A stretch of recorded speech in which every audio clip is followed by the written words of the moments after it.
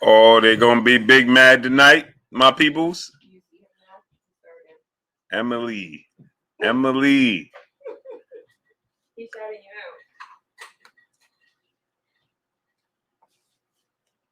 you out. I'm gonna pin her name up there.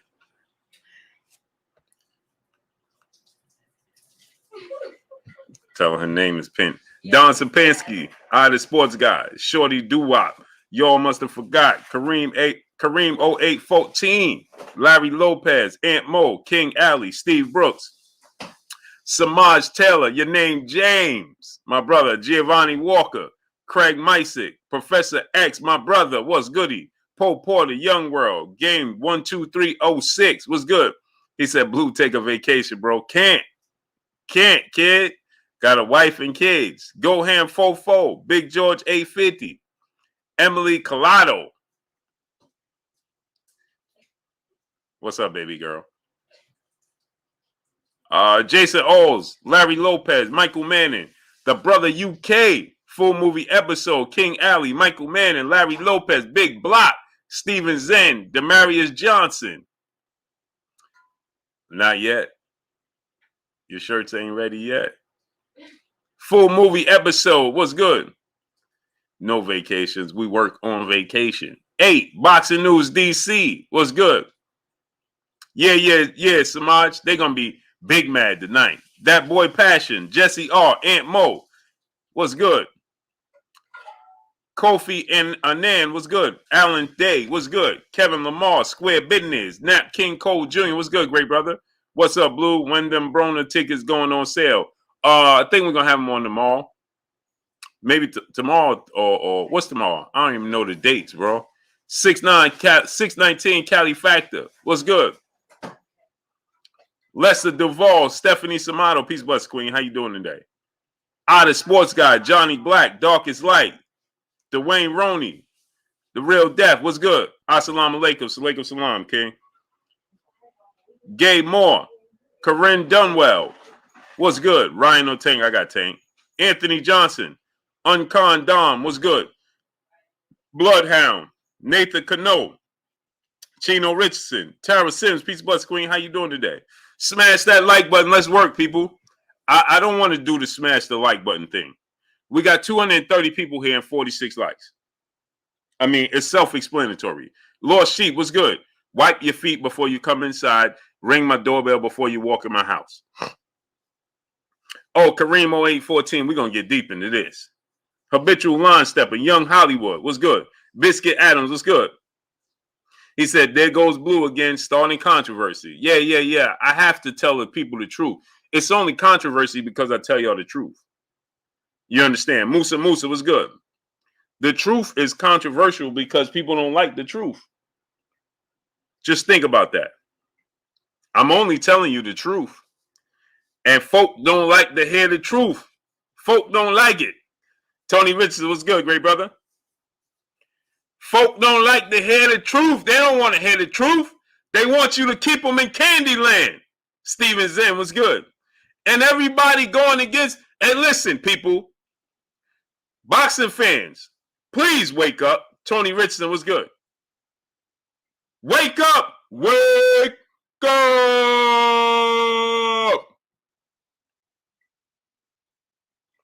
Unadulterated truth, what's good? Exactly, the sports guy. Ira, blessings to you. Wake up! Listen, they get ready to charge you every month for a pay-per-view, people. Andre P, what's good? They get ready. He said, the truth is Bud, Doug Spence, we are awake. Biscuit Adams, stay sleeping, brother. It's okay. It's okay. It's okay. Supreme Tax, what's good? Just stay asleep. It's all right. Don't worry about it. Don't worry about it. Roy Babineau, what's good? Kenneth West, what's good? It don't matter how much information you put in front of people, they're gonna choose to stay blind. It's amazing. Peace be free. Roy Babineau, GP, what's good? People, it doesn't matter. Like you wake up. You ever heard that saying when people say, "Hey, he woke up today and choose violence"? You have people that just wake up and choose to stay in the dark. They just choose, like, you know what? It's more comfortable. What I tell y'all all the time, comfortability is stronger than love. Comfortability is stronger than love. Spaz 100 was good. Comfortability, David Jackson was good. It's stronger than love. Lucian the Don was good. Trap House Booming was good. Keith Morcell was good. Comfortability is stronger than love. Shunji A5, Carre Bones was good. When you put information in front of people, they choose to stay in the dark. Master Race 400 was good. That's what they choose. Lester Duvall, Stanley Bailey was good. Sarah Lee was good. Bless her, sweet queen. You just wake up and you just like, yeah, I don't care what you put in front of me. I'm just going to choose to stay this because this just sounds better. Aunt Lang was good. I don't care, hey brother, because listen, let me ask you a question, Biscuit Adams. You see, this is the old, it's like you're talking to children. The guru was good. I'm not a child, I'm a grown man. You say your peers within your group have opposite viewpoints. That I agree with, Big Blue. Okay, if you agree with their viewpoints, that's cool. I don't have no problem with that. Uncon Dom, brother in the Super Chase, said Tank is bank. That's a fact. That's a whole fact. My brother, Truck 84, the guru, Charles Edward Cheese, coming through, studding up, dropping that 2 under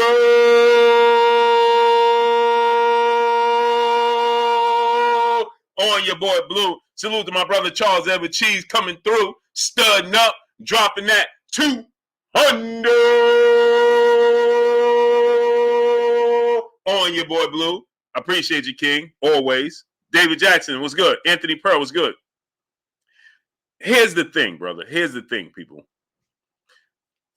You agree with them. Truck 84 around the world was good because they are pushing a narrative that you want to hear. So that's why you agree with them. You understand?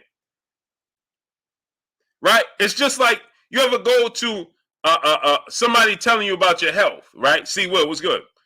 Man, people will say this. Hey, don't eat this. This is not good for you. And then somebody will come behind you and say, well, too much of anything is bad for you. And then you be like, yeah, you right. You right. Because you want him to be right. Let me say it to you again. If I say, bro, don't eat that, that's bad for your health. And somebody else will come along and say, well, eating too much of anything is bad for your health. If you eat everything in moderations, right, it ain't that bad. And then you be like, yeah, you see, he right. All I got to do is eat it in moderations. Eat it in moderations. Of course you're going to agree with that man because you want to eat what you want to eat. So of course you want to agree with him. So it don't matter. You already got your mind made up. Already. Andre P was good. No, I don't have my mind made up. You can't say the same for me. It's completely different. I deal in facts over feelings. I'm a fan of the sport of boxing. I'm not coming here and telling you what's popular because it gets me clicks and likes. I'm not coming here and telling you what's in demand because it gets clicks and likes. I come here and tell you the truth. No, you can't say the same for me. Preacher Joe was good. You absolutely cannot say the same for me.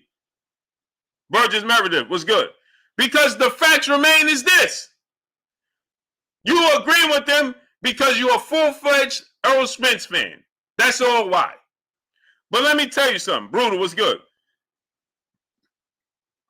In 5 years, the truth will be highly decorated. He'll be a Hall of Famer, and he'll possibly be retired. And then what? See, the sport of boxing stays the same. The players on the chessboard switches. And I support Errol Spence, and I love Errol Spence. What I'm talking about is the sport of boxing. Period. The business of the sport of boxing. Period. It's going to get you every single time.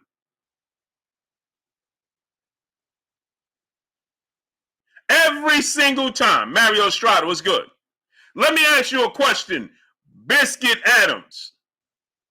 Why would they have two separate dates? And why would they negotiate with Keith Thurman? But they mad. Oh, and I got a video coming, Biscuit. Uh-oh. Ryan Garcia let the cat out the bag in negotiations and what he was told. Uh-oh. You're going to be big mad, Biscuit. You're going to be big mad.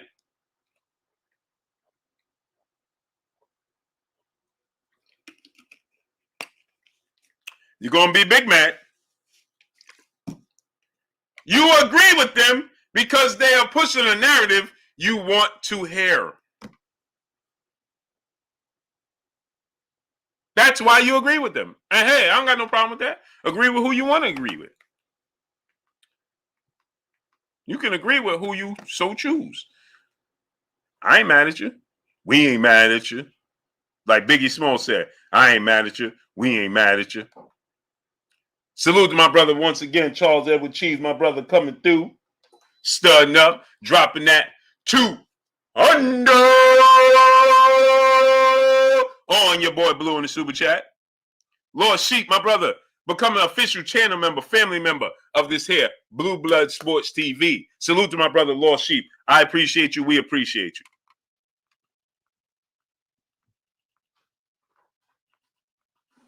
See, here's the thing. You don't want to hear the truth about the business of boxing. Oh, it's the same on everybody's side. Tex Rock was good. That's what you don't want to hear. You don't want to hear the truth is, oh, the business of boxing is getting you the fans. Stephen Bateman, my brother in the super chat, dropping that half a dip on your boy Blue. He said, salute, Blue Blood. Salute to you, King. Salute to my brother Stephen Bateman, dropping that half a dip on your boy Blue. I appreciate you, King. FSU was good. So now Biscuit Adams, right? You gonna tell me, like everybody says, well, Terrence Crawford contradict himself all the time, right? He did contradict himself with some things he said and did. Why my beard look like that? Right? But now ask yourself this. Errol Spence, the truth. I support the truth. I've been supporting his merchandise. I got his merchandise. I got his hats. I support the truth. Always have. Gertz was good. Felix Mays was good. But I got to tell y'all the truth. Right? And so now you ask this question. We all know Errol Spence has no interest, no qualms about fighting Keith Thurman. So why is he? Scuba Steve was good. Because this is what they're going to tell you. Well, he ain't got to negotiate with Terrence Crawford. Well, why not negotiate with Terrence Crawford? You don't like Keith Thurman because he ain't never negotiated with you. So what's the difference between Keith Thurman and Terrence Crawford then?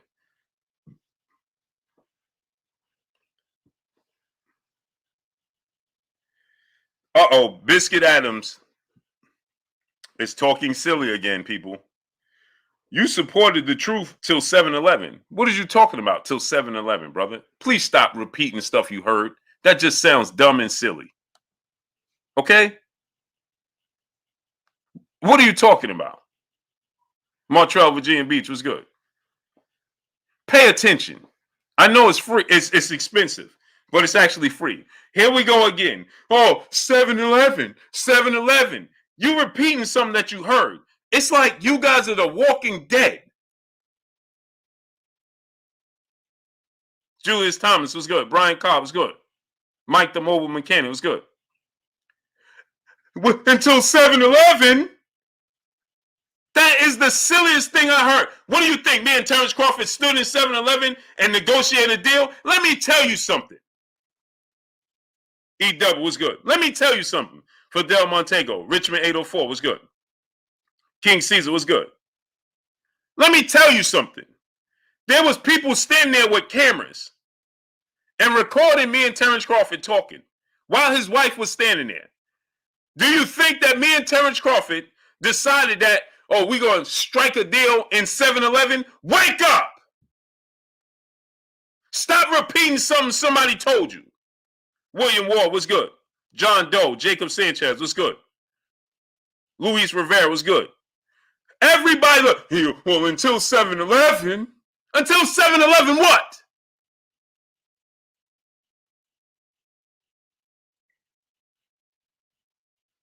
Until 7-Eleven what?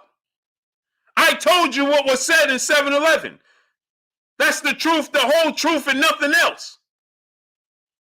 Like I told you. Okay? T Bonafide was good. E Skinner was good. Marquis was good. As I told you, there was people there with cameras. So if somebody was there with cameras and they knew who me and Terrence Crawford and his wife was standing in 7-Eleven, you guys got to wake up. It don't even make sense that you would actually repeat something so silly and asinine. Mike James was good.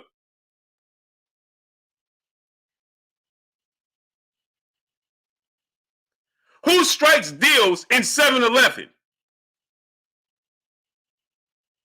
Who? Who you know strike $1 million deals standing in 7-Eleven, brother? Tell me that. Does that even sound correct to you? Tyrone Buchanan was good. 808 Mafia was good, my guy. Jesus Valdez Carranza workout was good. Please explain to me. Who strikes deals? Riley 6'8 was good, great brother. Malik Odom was good. Explain to me, great brother, because you keep repeating. I just heard it from another few channels, Big Blue. Well, why would you repeat that? Because why wouldn't you just stop to yourself and say, these are the channels you just told me that you trust in. So now think about this, right? Somebody told you I was standing in 7-Eleven and struck a deal with Terrence Crawford. Does that sound right to you, brother? Terrence Crawford has lawyers and managers and people that do business for him, brother. Terrence Crawford ain't standing in 7-Eleven striking no deal with Blue Blood. Does that even sound right to you to even repeat that?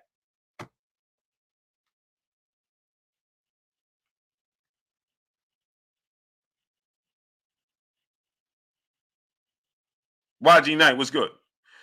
Charles Tahari said, yes, it sounds right. Charles Tahari, where do you live? What do you do for a living? Deshaun Barrow was good. Southeast T was good. William Old School Dent, my brother. Hey, William, if I could strike $1 million deal standing in 7-Eleven, man. Terrence Crawford has to go and do business. Jay Grant Jr. was good. Do you know what it takes to get a deal done? Y'all just believe anything. Y'all believe anything. Somebody on here can tell you anything because you choose. And like I said, as long as it fits your narrative, it sounds right to you. Malik Odom, exactly. Montreal, Virginia Beach was good. El Rivy was good. Justin Wynn was good. Kevin was good. Somebody could tell you something, right?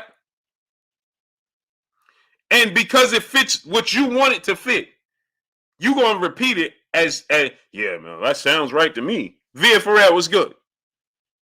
Dude 77 Boy to 1 was good. When are we going to stop and use our own common sense, people? Coach Perry was good. When? When is the day we stop and just be like, hey, bro, this don't even make sense? Do you think, let me ask you a question.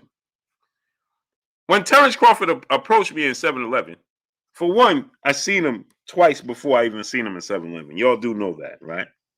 I told you this story before, but you pick and choose what you want to hear. Lou the second was good, but it's all good. You pick and choose, right? T Boogie was good.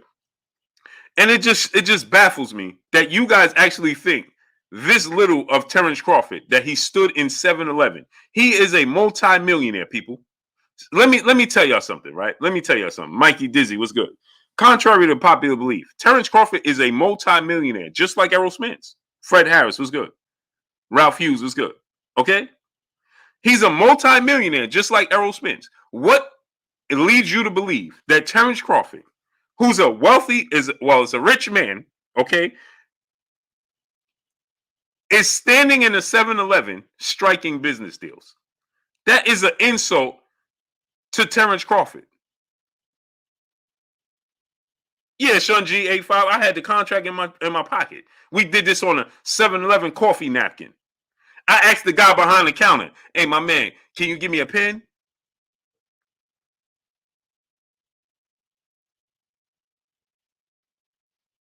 Hey, my man, you got a pen?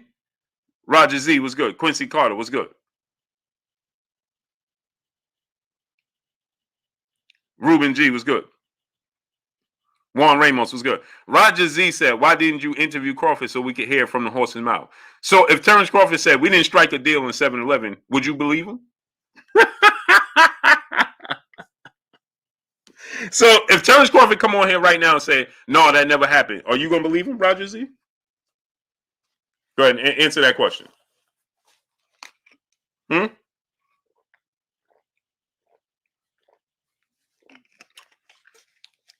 Yes or no, Roger Z?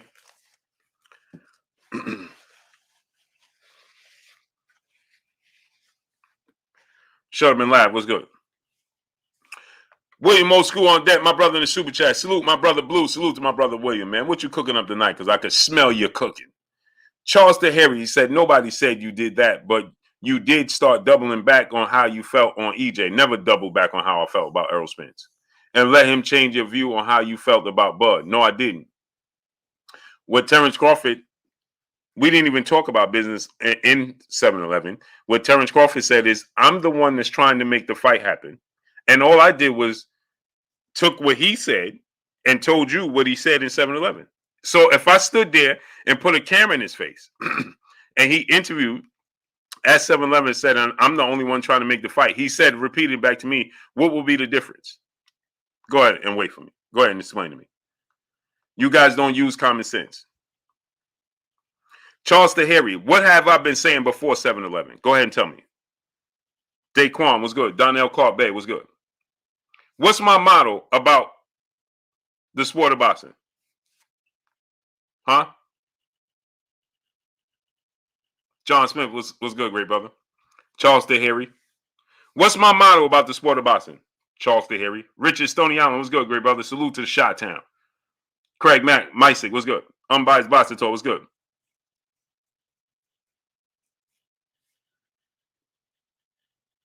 Unbiased Boxing Talk said, bro, Blue, this is Team Crawford. He said, this is Team Crawford. Let them hate. We'll take the criticism. God know what's up. Hashtag full deuce. Salute to you, great brother. Exactly. He said, I could find the video. Go find the video. Drop the link in here. And when you find the video that tells you that I'm the same person and been the same from the very beginning, then you're going. Then what? I'm gonna need you to match my brother Charles Edward Cheese for soaking up my time like one of them buttered biscuits at a diner in Alabama. Daquan was good for soaking up my time like one of them buttered biscuits in a diner in Alabama. I'm gonna need you to come and match my brother Charles Edward Cheese. We got a deal? Huh? Since you're so strong on if you true to your word, H.L. McClain Deuce was good. If you true to your word, right? No, Blue, we got the receipts on you contradicting yourself with the situation. Cool. I'm glad you got it. I'm gonna put you the link, Biscuit Adams. I'm gonna drop you the link, right? And once I prove you incorrect, I'm gonna need you and your best friend over here, with the pom-pom, like T.O., right? I'm gonna need y'all to match my brother Charles Edward Cheese and drop 200s a piece, not split it. Don't split it. I'm gonna need you to drop, because I'm gonna drop the link, Biscuit Adams. He said, I'll drop $100. No, I need you to drop $200. Because my people's already in here dropping $200. And since you're soaking up their time like them buttered biscuits, I didn't say he signed the contract, Mike James. I said he agreed to the contract. He told me he agreed. Members from his team told me he agreed. What you telling me?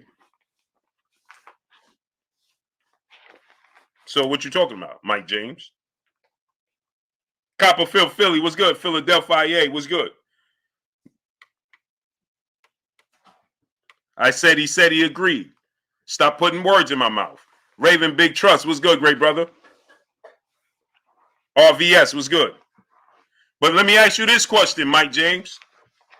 Cool. We want to talk about contradictions. because we love to point out contradictions when it's beneficial to us. So let me ask you a question, Mike James. Is Errol Spence contradicting himself by fighting Keith Thurman? Yes or no, Mike James? Sam Mack Boxing TV was good. RVS was good. Happy Valley Farms was good. Yes, Mike James? Jonathan Rucker, my brother. Roll Tide for Life was good. Okay, I did. Let's say I did. But I'm going to ask you a question. Mike James, did Errol Spence contradict himself by fighting Keith Thurman now? No, tell me that's not true.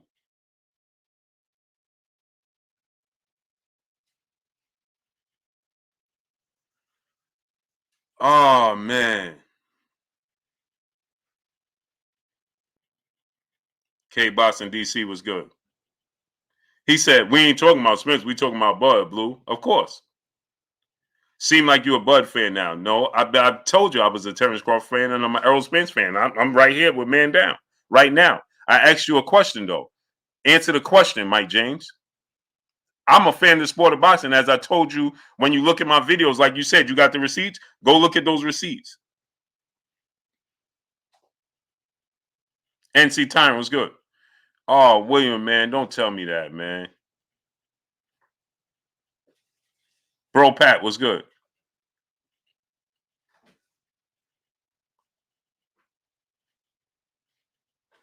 Man, that's terrible, man. That's terrible news, man. Solo 30 Deuce was good. Newell Jordan was good. Vernon Starr said money changes your mind. What money? Child, please, was good. Why you worrying about my money and why would you be counting my money? You don't know what money do I have that changed my mind? Go ahead, Vernon Starr. Tell them what money I had to change my mind. You saw my lifestyle change? Or my lifestyle still the same? Child, please, was good. Man, that's Montreal Virginia B say he ain't fighting Keith Thurman. Biscuit Adams said that BLK deal, Blue. Yeah, I had the BLK deal way before Terrence Crawford came. Smarten up. See, you don't know what you're talking about. And you shouldn't be watching my pockets. Peter Manfredo was good. Manfredo was good. Oh, pardon me, Vernon Starr. Pardon yourself. I stand corrected. I apologize, great brother.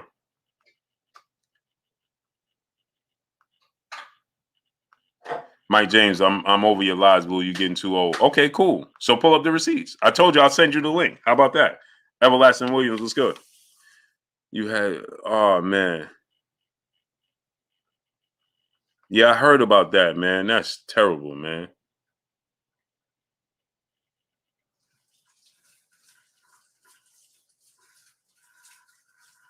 That's terrible, man. Yeah, Shunji A5. They like my life child changed.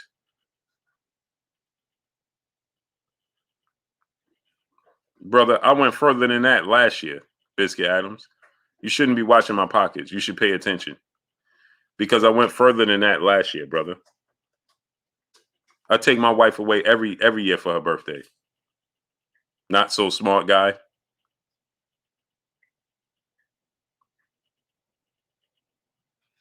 Yeah, they can't help themselves, King Caesar A4.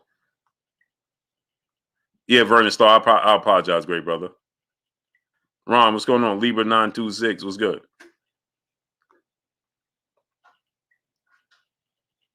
Miles Austin was good. Yeah, you that money. He told my the BLK Prime deal. I had the BLK Prime deal. You said you supported me. You should have knew that already. I had that way before Terrence Crawford, brother. Tan Quill was good. You didn't know that, Biscuit Adams? You didn't know that? I was in the island last year, brother. Not so smart guy. You didn't realize that?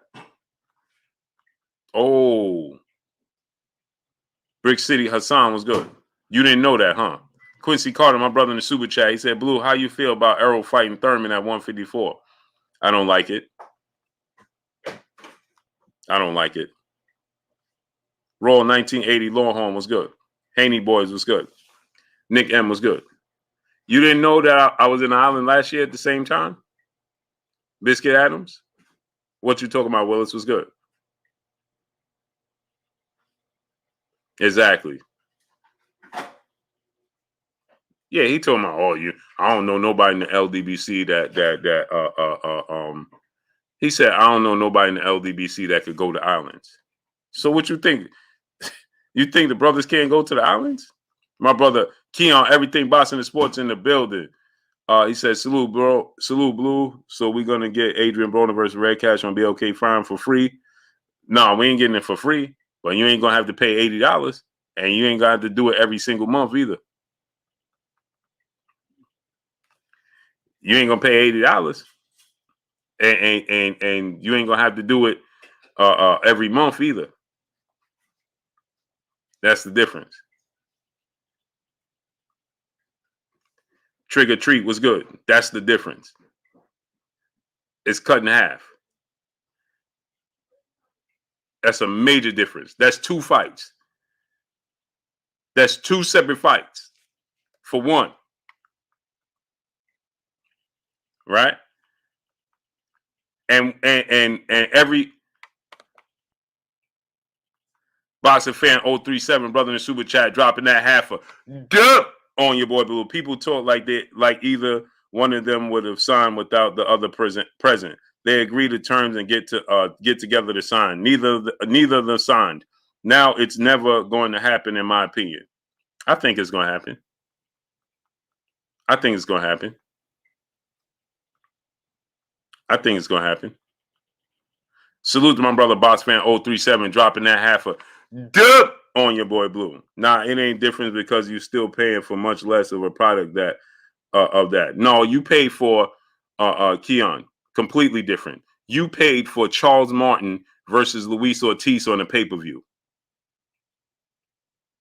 Please tell me when any one of them headline any pay-per-view and is on the status of Adrian Broner.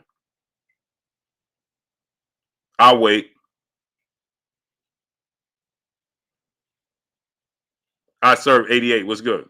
Show me you talking about Adrian Broner, bro. Knock it off. Adrian Broner is still a draw in the sport of boxing. And you're going to pay $80 to watch Charles Martin versus Luis Ortiz. I serve 88. What's good? Adrian Broner is a much bigger star than any one of them. D-Man was good. So trying to justify paying pay-per-views every single month.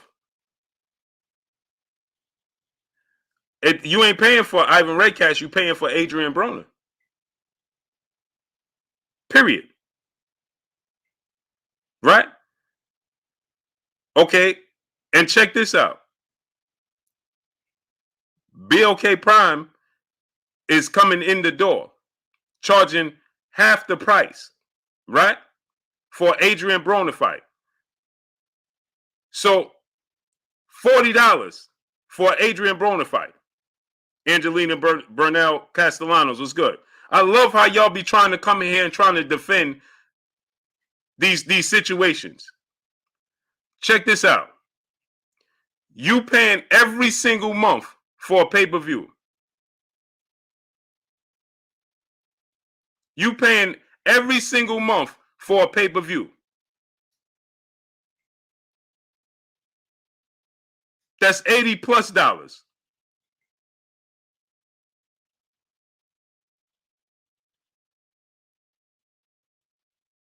So you just paid a pay-per-view for Charles Martin versus Luis Ortiz. You trying to tell me that's the same?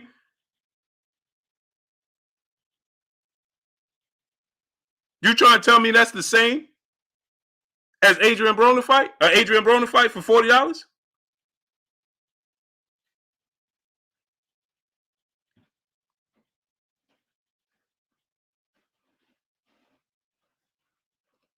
Huh? That's the same thing? They're paying every month for it? Boss Red 357 was good.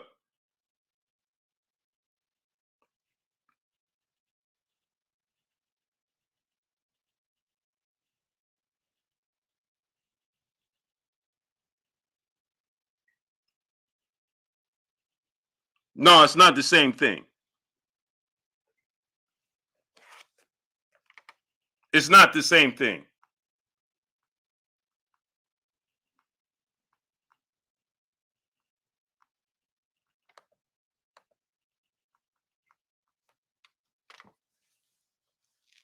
Manolo Vasquez was good. Troy Blue was good. Stop it. Stop it. DOG 215 was good. Adrian Broner is still a draw. He's still a draw. Tess Barnes at 02-18 was good. Adrian Broner still sells. He's still a draw. Mark McQuay was good. Ben was good. Desmond Stone was good, great brother. He's still a draw. So you paying $80 plus every single month. And you trying to highlight, oh, so y'all gonna do it for free?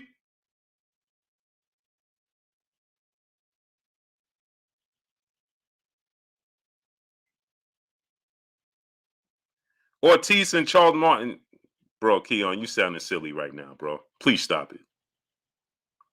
Please stop it. Please stop it. Ortiz and Charles Martin is more exciting than seeing AB throw 3 punches around. Okay. Okay. Okay. Ronell Goodwin was good. Vernon Starr. Kevin Walker was good. Okay. Soldier 777 was good. Okay.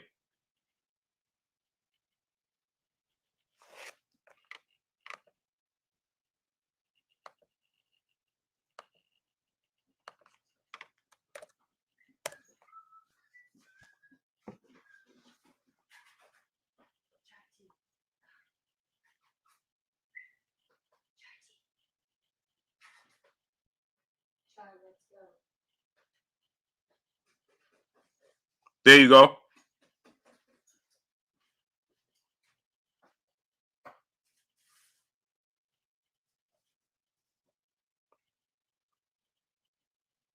Next Level Coach was good.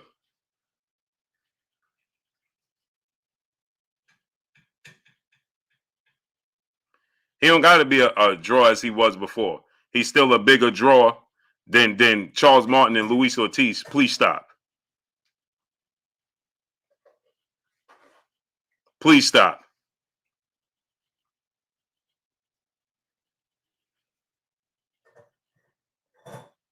Please stop.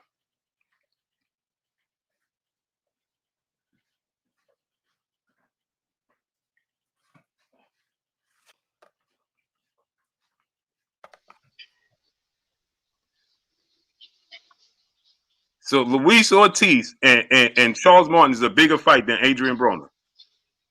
Oh, Adrian, this is not 2012, Blue. It's salute to you. But come on, Blue. I know you promote BLK Prime, but let's keep it 100. This ain't 2012. Adrian Broner ain't did nothing since 2012. You acting like Adrian Broner is not no draw. He just fought Giovanni Santiago in what? In 2020. Who watched it? The numbers was horrible on Showtime. Yeah, but that was during the pandemic, and it was a 2-year layoff. It doesn't matter. Right? Nobody's paying to see Adrian Broner throw 3 punches around, go in overweight. Let's just keep it 100. Key, ain't nobody on God's green earth going to try to tell me that Charles Martin and Luis Ortiz is a bigger draw than Adrian Broner. I'm saying that Charles Martin and Luis Ortiz fight is more exciting than seeing Adrian Broner throw 3 punches around and hold. Yeah, but Key, that's what I'm telling you. We could find, me and you could find 2 fighters that's more exciting than a lot of these big name fighters. That don't mean they're bigger draws. Well, but just because Adrian Broner had a big name at one point, ain't nobody checking for. And like I said, I was probably a bigger Adrian Broner fan than you at one point in time. But ain't nobody checking for Adrian Broner like that. Come on, and then you using Luis Ortiz and Charles Martin, right? Right, you because keep saying that one pay-per-view. No, because I'm saying they haven't put on other pay-per-views. That was good pay-per-views. But what I'm saying to you is this: when you have a company with a stretch of fighters like that, they shouldn't be charging you a pay-per-view every single month. When you have a stretch of fighters and a roster that deep, right? There's no need to charge the fans every single month. But see, the thing is, I didn't pay to see Luis Ortiz and Charles Martin because it's not a pay-per-view worthy fight, right? Right, just like nobody should have to pay to see Adrian Broner at this stage in his career. Right, but Key, this is what I'm saying. They put that Charles Martin and Luis Ortiz on pay-per-view because they're ripping off the fans. So they every month we have a pay-per-view. So you got a stable of fighters that you can put. BOK Prime, we don't have a stable of fighters as deep as the PBC. We could say, here go this for free, here go this one for pay-per-view. So why are we paying? But okay, so and Adrian Broner is still a draw. So we cut. But no, you cutting Adrian Broner, he's still a draw. So Adrian Broner, Blue, regardless if you think he's exciting or not, he's still a draw. Nah, Blue, you can't say, okay, well, PBC's doing this and PBC doing that and make you pay for this, and then go turn around, right? And then be okay with them putting Ivan Redcash and Adrian Broner on pay-per-view. Come on. Right. Let's just keep it 100. But Ivan Redcash and Adrian Broner is still a draw. And Ivan Redcash. No, he's not. How is he Adrian still Broner, a draw? Adrian Broner, Adrian Broner is not a bigger draw than majority of the fighters outside of Errol Spence. From when? Tank Davis. Hold on. Outside of Errol Spence, outside of Tank Davis, outside of he ain't a bigger draw than Teofimo Lopez right now. From when? What are you gauging this off of? This is what I'm saying. Adrian Broner, we know, is a bigger draw. Adrian Broner shows up. He used to be a bigger draw. He's talking about some shit that was years ago. He's not a draw no more. How do you know he's a draw? Okay, when did you see him not be a draw, Key? His last fight. He couldn't have no fans there. It was during the pandemic. What are you talking about? It was fans there. No, it was not. Yes, it was. The numbers did horrible on Showtime. So did it stop people from watching it on Showtime? Key. When that fight, everybody was at home during the pandemic, did it stop people from turning on Showtime, Blue? Canelo did his lowest numbers at that time. It doesn't matter. We're talking about his views on Showtime. Nobody watched. Nobody watched that shit. Major draw at that time. He did his lowest numbers, right? Stop trying. You can't compare what Canelo Alvarez did to Adrian Broner. Let's stick to the subject. I said Canelo Alvarez. Everybody did their low numbers at that time. You're calling Adrian Broner a draw today in 2023. What do you have to back it up that he's still a draw? You based it. Listen to what you just said. I just told you, right? These fighters was doing their lowest numbers at that time. Right? So that's the only fight you're pointing to. What other fight did Adrian Broner not be a drawing? What fight are you gauging off that Adrian Broner is still a draw? Show me the fight. Not the pandemic. The pandemic, again, like I said, Canelo Alvarez. Go look at the Showtime numbers. He did very low numbers on Showtime. It had nothing to do with the goddamn pandemic because everybody was at home. During the pandemic, Canelo Alvarez did his lowest numbers as well. Okay, what numbers did Canelo Alvarez? Wait, hold on. On TV, on DAZN, what numbers did Canelo Alvarez do then? Since you saying that he did his lowest viewership numbers. I don't remember what the number was right offhand, but how you know he did his lowest numbers if you don't know what it was? I remember that's the year that Errol Spence did bigger numbers than he did. But we're talking about okay. You saying that's the pandemic, nobody could go. Okay, we got to move to viewership. And Adrian Broner's viewership numbers was horrible on Showtime when he fought Giovanni Santiago. Okay, Key. Let's say it had nothing to do with the pandemic. It was during the pandemic time. So it doesn't matter. People still had TVs in the pandemic, Blue. Show me a fight that Adrian Broner could have fans at the fight and they ain't show up. I'll wait. Adrian Broner haven't fought since he fought Manny Pacquiao. What are you talking about? Show me the fight. If you're saying that last fight was in the pandemic and no fighters could be in the crowd, right? He ain't fought since Manny Pacquiao. You said he fell off, right? So okay, he did fall off. Okay, Ain't nobody checking for AB. Okay, cool. Show me the fight that fans was able to come and support in full and didn't come and support Adrian Broner. He haven't fought since he fought Manny Pacquiao. Everybody knows that Manny Pacquiao is a big draw. He fell off. Okay, well, I expect y'all to sell out with Adrian Broner. I expect all the stars to go watch Adrian Broner fight Ivan Redcatch. I expect that shit to be fucking full to capacity if that's how you talk. We gotta keep it clean. YouTube on my neck. Oh, my bad. All good. They do the same thing to me. My bad. But they got to be full to capacity. And like I said, everybody loved everybody either loved AB at one point. I loved him. Or hated him, but he ain't that no more. Fans don't want to go see a man hold and throw 3 punches around and be out of shape. I'm just keeping it 100. I'm keeping it raw with you. But this is what I'm saying.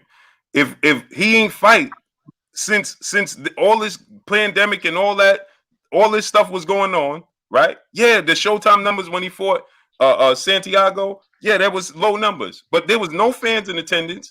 It's a different type of time. But I'm saying when the fans come out and everybody's able to come in full capacity, and the fans and the folk don't show up, y'all gonna be surprised. You know how many calls from celebrities and people we get every single day right now? Right now, I got 3 people that I wish I could say their names. That's like, yo, bro, we need tickets. We trying to do X, Y, and Z, so on and so forth. Y'all tripping. Blue. You can't. We only can gauge it off his last performance. Yeah, but what I'm trying to tell hold on, but you got. Let me finish. Because you keep saying that it was a pandemic. It was a pandemic. Everybody had TVs in the pandemic, Blue. Everybody was watching TV in the pandemic, right? Some of the biggest numbers that fighters did, viewership numbers on TV, was during the pandemic. So you can't say that. People wasn't watching AB, you know what I'm saying, when he fought Santiago on Showtime because it was a pandemic. That has nothing to do with a pandemic. Now, you can say, okay, well, it wasn't no crowd there, so of course he couldn't have had a big crowd because it was a pandemic, but that don't have nothing to do with viewership numbers on Showtime. Right, but what his viewership numbers were horrible. But at that time, we can't say AB fell off based off of that time because fans wasn't even allowed to attend.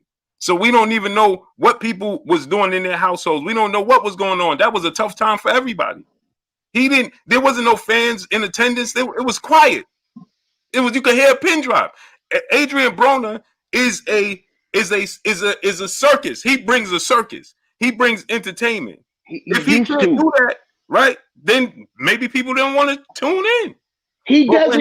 When was the last time? Wait, okay. Let's keep it 100. When was the last time, honestly, you saw an Adrian Broner fight that was entertaining?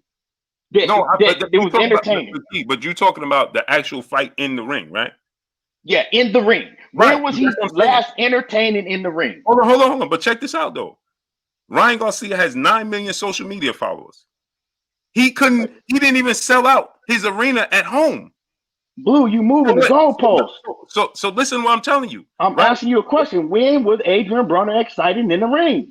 It doesn't matter. It does matter because this is entertainment. It's boxing. Nobody wants to see a fighter throw 3 punches around, walk around, look in the air, and hold. Okay, show me the last time Floyd was exciting in the ring. Floyd is much more exciting than Adrian Broner. Key, stop it. Show me the last time. You stop. What you talking about, Blue? Stop. Show me. Look, people. All people talk about is how boring Floyd is. Key, come on, stop it, bro. Who is people? The mass majority of people. Adrian Broner don't have a. Adrian Broner don't have a. Adrian Broner don't have a lick of the skills that Floyd Mayweather has. I ain't talking about even do that. No, I ain't talking about his skill set. I'm talking about his excitement in the ring. And we both know, as fans of the sport of boxing, the mass perspective of Floyd Mayweather is that Floyd Mayweather is not exciting in the ring. Floyd Mayweather was a technician. Hold on. Floyd Mayweather was a technician in the ring. He was great in the ring.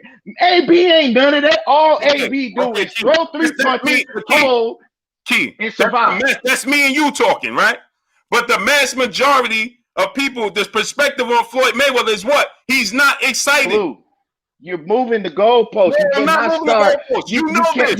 You can't start comparing. You cannot start comparing Adrian Broner, right? I'm not to comparing Floyd Adrian Mayweather Broner. and saying, okay, No, well, I'm when not was comparing. Floyd I'm excited? not comparing Adrian Broner and Floyd Mayweather. I'm You know what I'm comparing the saying? excitement in Come the on, ring. man. What I'm saying to you is this, right?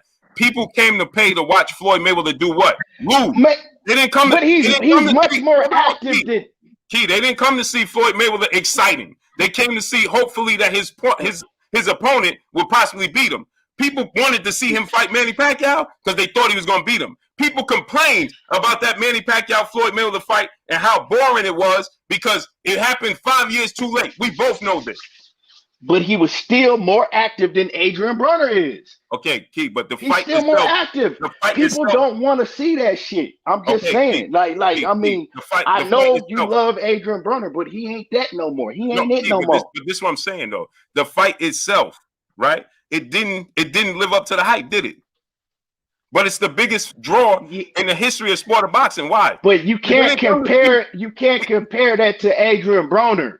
You just can't. You got to stop with that shit. What I'm telling you, is they come in to see Adrian Broner entertain. Bro, as an entertainer, check this out. He's a big name. He's not. You're comparing Floyd Mayweather and Manny Pacquiao to Adrian Broner and Ivan Redcatch. Stop with the BS. No, that's what you did. That's what you just did.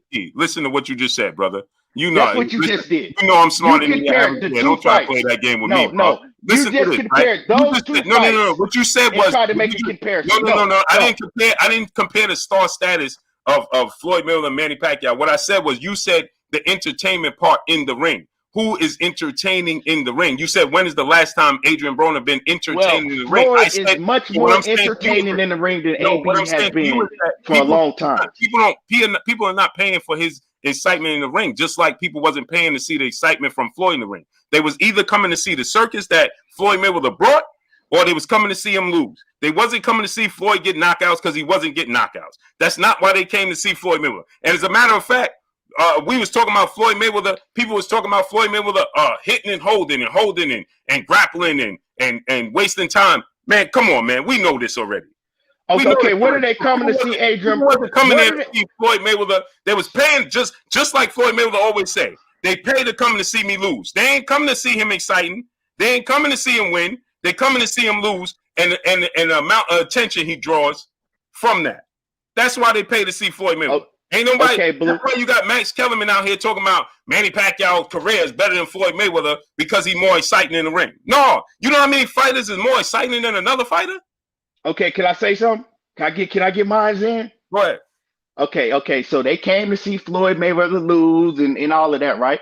Right. What they coming to see Adrian Broner do? Because he done already lost a lot, a grip. He lose every time he get in the ring. You know what I'm saying? He don't throw punches. He's not active. What are they coming to see Adrian Broner do? They coming to see they came to see Floyd Mayweather, right? Do those things that you named. I want to know what people are going to pay to see Adrian Broner do. They pay to see Adrian Broner because he's the what if. You don't know what you're going to get from Adrian Broner. Adrian Broner is still a celebrity. Adrian Broner is still a celebrity, bro. Adrian Broner, Blue. No, we know this. We know this. We know what we're gonna get from Adrian Broner. Every fight we get the same thing. Him going in there, throwing 3 punches around and holding. That's what we're gonna get. We know. I mean, how many times do we have to see the same product he's for still us to learn? Okay, this is who he is. This is what he's not a draw no more. But we'll see. He's still a draw. February. When is the fight? February 25th. Okay, come February 25th, right? We're going to revisit this conversation and we're going to see how big of a draw that Adrian Broner is. Because if you ask me, he's not no draw no more. Like, well, how is he a draw? He hasn't done anything in the ring to be a draw. But if you say well, he ain't doing this in the ring or he lose in the ring, that's one thing. But a draw outside the ring, Ryan Garcia is a draw outside the ring, right? Ryan Garcia ain't do nothing inside the boxing circle. Well, Ryan Garcia, I think he did 12,000 something his last fight. Right. And that was against Fortuna. Just think about that. And he got 9 million social media followers, though. But that was against Fortuna, right? Right. So you can't tell me that Adrian Broner right now today in 2023 is a bigger draw than Ryan Garcia. He's not. No, check He this is out. not. Ryan Garcia fought at home, right? He got 9 million social media followers on Instagram alone. And he didn't sell out the arena in LA, in Hollywood, in his backyard with 9 million social media followers. So we know that's not what it's about. Right, I'm telling you right now, Blue. If that's the route you want to go, ain't no way in hell that Ryan Garcia, right, or let me say that Adrian Broner is a bigger draw today than Ryan Garcia is. Now we all know that at one point AB was that guy. He was a draw. People wanted to know what Adrian Broner was doing. People wanted to see his every move, right? Right.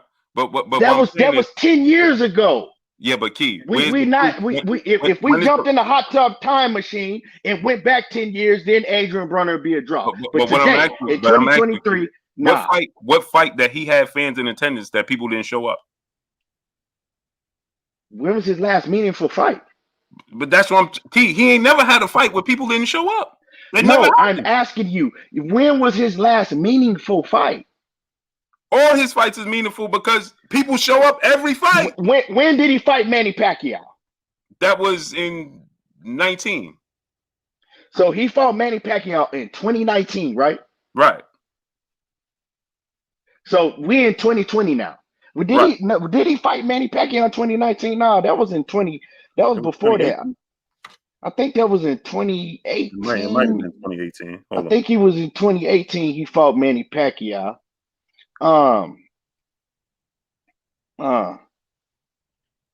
Let me see. Yeah, 19. It was in 19? Yeah.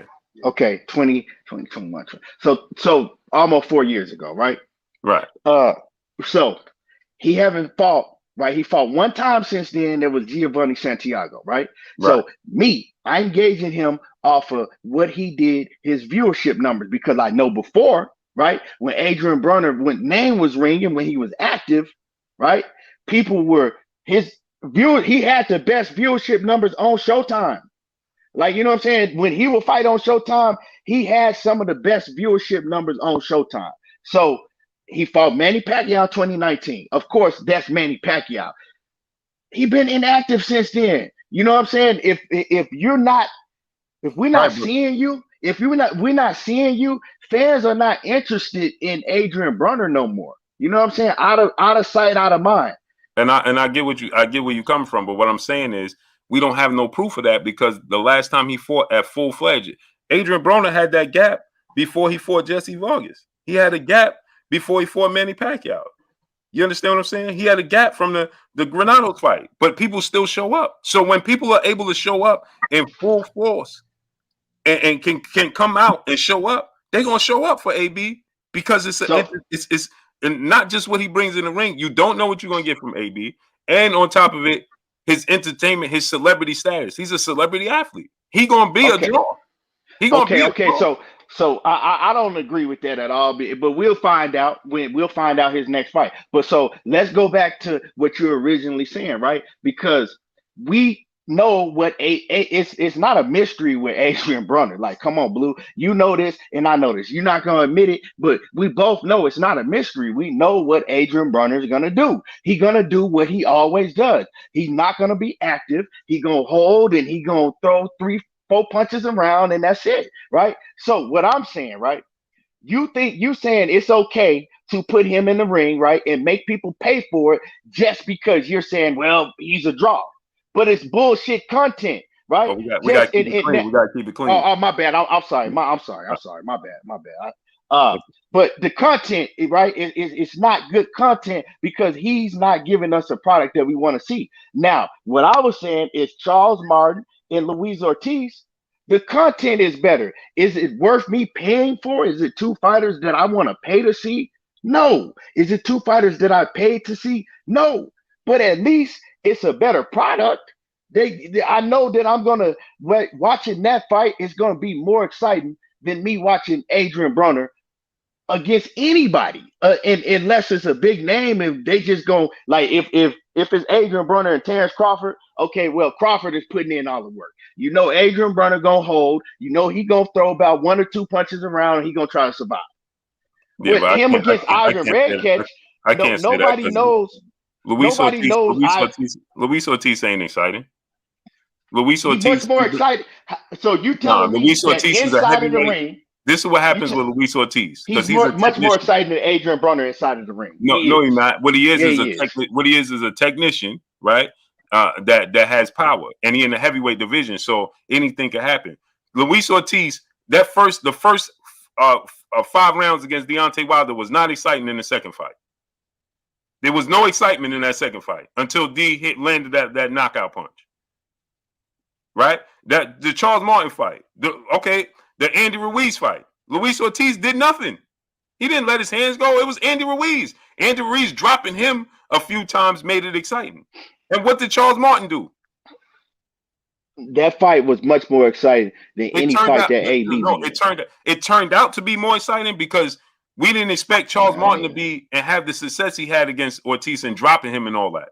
Outside of that, you ain't expect that to be overly exciting. Outside of the fact that they're in the heavyweight division and we know any one punch can change anything, as it did.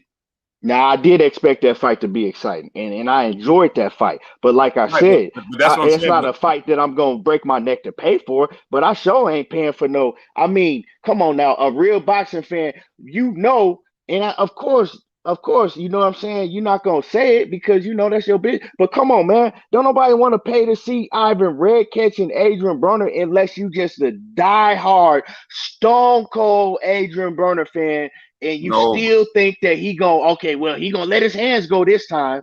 Yeah, cause AB is only 30, 32 years of age, 33 years of age, right? But he's a different type of 32 years of age. Yeah, but key, it's his personality, it's his persona, it's the unknown. You don't know. So the draw part of Adrian Broner is you comparing it to, well, when has he been excited in the ring?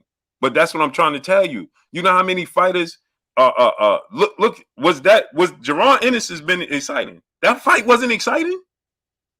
His last fight wasn't exciting. That Adrian Broner has a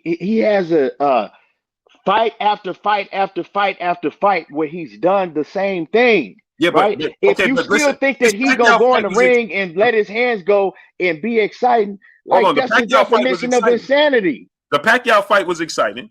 The Jesse Pacquiao fight was exciting. Yeah, that fight was exciting. Was it? Yes, it was. Yeah, when me and you scored that fight. When me and you scored that fight was exciting.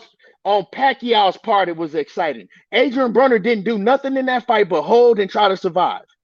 No, he let his hands go. He let his hands go. Not as much as we wanted him to let his hands go, but he let his hands go enough. No, he didn't.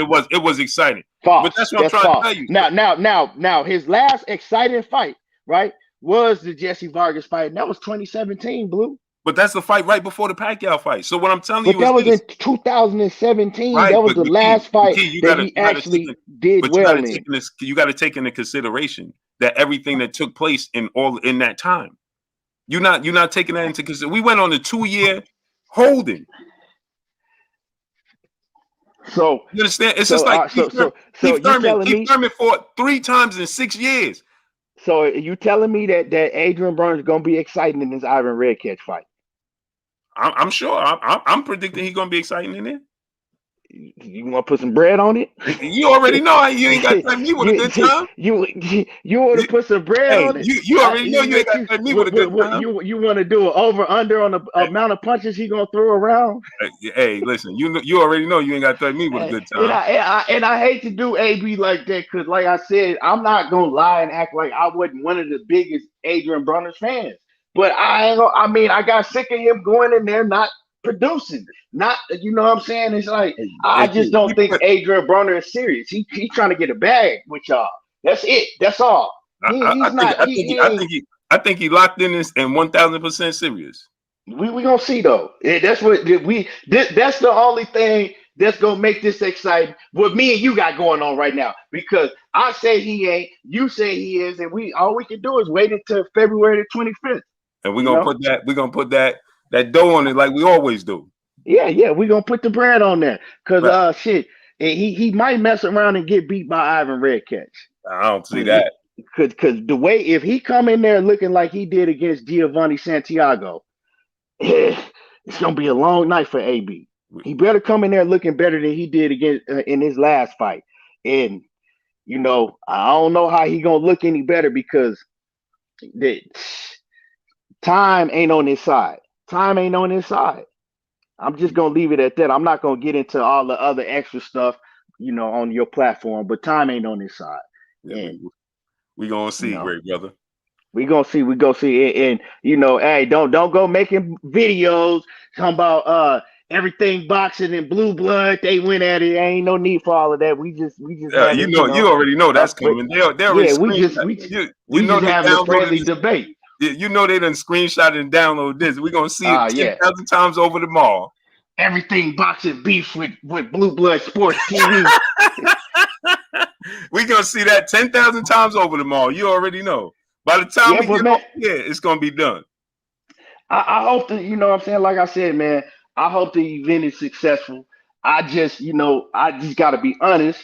I don't think it's, I mean, if I'm a And boxing let me fan, say this too for the people. It's not that he ain't knocking it. This is something me and Key been debating for how long? Since the Pacquiao fight. for the longest, we For the was longest debating on time. that, because Yeah. we were going back and forth, and I was really, really mad at the performance that AB put on in the Pacquiao fight because, yeah, man, I was rooting for AB. I was rooting for AB, and this is a true story, right? True story. So I had one of my partners. He's a huge Adrian Brunner fan, right? I'm a big Adrian Brunner fan, but I'm like, man, ain't no way Adrian Brunner's gonna beat Manny Pacquiao. He's just not. He ain't gonna be active enough to beat Manny Pacquiao. So me and my partner, we bet. I think we bet like $2,500 back then when they fought. He bet on Adrian Brunner. I'm like, I got a lick. Ain't no way Adrian Brunner's gonna win, right? So while we watching the fight, I'm getting mad. Even though I had money on the line, I'm mad. My sister, everybody in that, like everybody will tell you, like I was mad. I was disappointed. And I won the money, but I was mad because deep down, I wanted to see Adrian Broner beat Manny Pacquiao. Even though I had the money on the line, I just wanted to see him go out there and put on and perform and beat Manny Pacquiao. And after that, that was kind of like my final straw for Adrian Broner because my opinion, and me and you have had this conversation Yeah. before. You was disappointed. I was pissed off. My opinion is that he went out there and like when he had a chance to lay it all on the line, he did the same thing that he always did. And I thought that he just went in there once Pacquiao hit him in like the 6th or 7th round when he was on the ropes. He just went into survival mode and he didn't let his hands go and he was scared. That's what I felt. Yeah, And that's something you've been. So this ain't nothing new, people. That me and Key debate this. We debate this in private. We debate it on here. This ain't nothing new. And so, ever since then, I ain't gonna lie, I've had like, I've had like a little thing against Adrian Broner. Like, man, he didn't piss me off for the final time. And so that's my feeling. That's my feeling. Right. Now, Fact. Do I wish that I could wake up and Adrian Broner take over boxing because we need somebody like Adrian Broner, right? To be in boxing, we everybody can go back to the time when AB was at his peak. You know what I'm saying? Like that was great being able to turn your TV on and watch AB perform in the ring and then watch him at the press conferences. And ain't nobody like that in boxing right now. Let's just keep it 100. Right. He was that dude. You know what I'm saying? He was supposed to be the one to take over.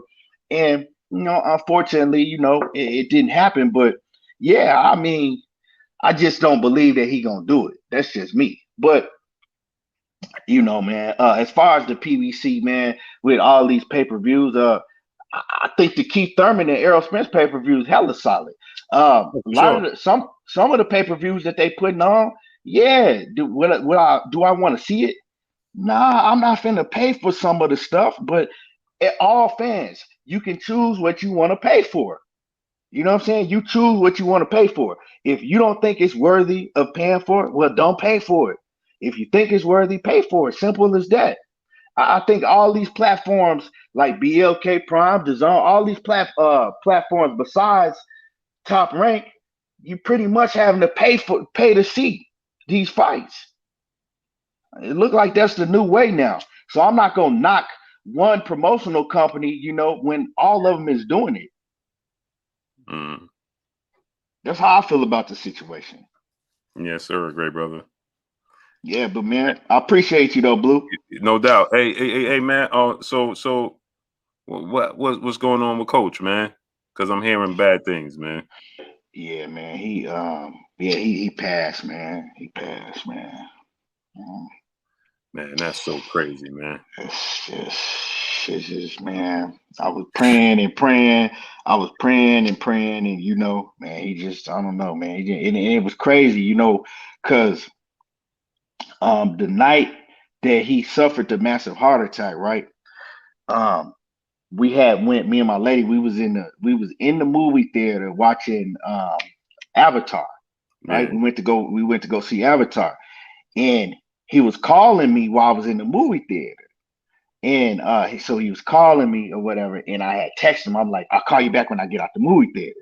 right, Well, the movie was 3 hours long. So when I right, got out, his time, it was probably like 3 o'clock in the morning, his time, right. because we 2 hours apart. I got out like 1 o'clock in the morning, my time, right? And I looked at my phone. I told she was like, "Did you call Coach back?" And I said, "Nah." I said, "I'll call Troy back." I said, "I'll call him back in the morning," you know. Man, And then I looked at my phone, and he had texted me. He had texted me a screenshot picture of he was FaceTiming Charlo. He was FaceTiming Jamal Charlo. He yeah, was on Face. He had texted me the picture, what I'm saying, FaceTiming Jamal Charlo. And I'm like, yeah, man, I gotta call him in the morning. So when I woke up, I was like, oh yeah, I'm gonna call Coach. Before I got to call him, Lania called me and was like, he's had a massive heart attack. And everything. He's in the hospital, and she said that you know, he went like I think like 25 minutes without oxygen before they got there. oh man, And it's like, man, you just never know what's gonna happen, man, from one day to the next, man. yeah, From man, once you just never know, man. That's why we gotta health, man. We gotta be on top of our health. I'm in my 40s. Think you are. yeah, Coach is older, but I thought he had good. We just never know, man. yeah. How old was Coach, man? The coach he just had turned 53. Yep, young man, young. It was just came out the blue, man. He was, he didn't even know. Man, that's so crazy, man. So yeah, man. Like I tell people all the time, man. This is boxing. People be taking this stuff too serious, man. We all gonna have disagreements. We not Right, gonna agree, but this ain't, you know what I'm saying. This ain't like real life. Like, you know what I'm saying? We all got, you know, things outside of this. right. Facts. Yeah, man. So yeah, man. Man, that's It's terrible. just yeah, man. I was hurt, man. But I said I don't know, man. I just feel so bad for Lania. Yeah, man, They that's just crazy, man. they were so close, man. That was her best friend, and that's she all um yeah, man. It's just never imagine nothing like that happening just out of the blue. Yeah, just suddenly like that, man. Suddenly, you don't have time to she didn't, to prepare for it. Right. It's just Yeah, and that's we so gotta, especially as black men, like you said, like Boss Red said, man, we gotta stay on top of our health, man. yeah, Because that's a fact. a lot of us, a lot of black men, we, do everything we can not to go to the hospital, not to go, get checkups and go to the doctor, you Yeah, know, that's a fact. and just never know, man, never know. Uh, Yeah, man. Yeah, man. Keep me posted, man, so I could, you know what I mean? I wanna support her, man. Whatever, man. Yeah, yeah. If you go to my community tab, like I said, the GoFundMe link is in my community tab on All my right. page. You go to community tab, yeah. So yeah, I'll definitely keep you updated, man. Yeah, that's so But unfortunate, man. yeah, man, Crazy, man. bro. But I appreciate you, Blue. I'm Appreciate a you, King. hop off and let you, know what I'm saying, get back to your cook. Yeah, yes, for sure. Appreciate you, Yes, King. sir. All right, All right, I King. appreciate All you. right. All right, All baby. right, King. Yeah, man, that's unfortunate, man. It's terrible, man.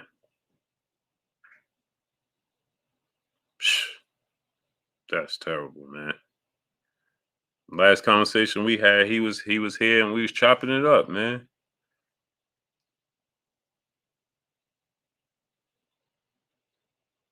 Man, that's crazy, man. G Bo's brother becoming a family member, channel member. Salute to G Bo's dropping that family member, becoming a family member, channel member. This here, Blue Blood Sports TV. Salute to you, King. Appreciate you. I appreciate you. We appreciate you, brother. Quincy Carter, my brother in the super chat. He said people lost their jobs and the pandemic sales will go down. Yeah, that's what I was saying. It was a tough time, man. Clean cut was good. Loyal to the game, Boston Talk. My brother in the super chat dropping that Cinco on your boy Blue. He said, Fat Keon Bud did huge viewership numbers during the pandemic. Salute, Blue. Salute to my brother, Loyal to the game, Boston Talk. Go subscribe to my brother, Loyal to the game, Boston Talk. Dropping that Cinco on your boy Blue. Appreciate you, brother. Ben, brother, becoming an official channel member, family member of this here, Blue Blood Sports TV. Salute to my brother, Ben, man.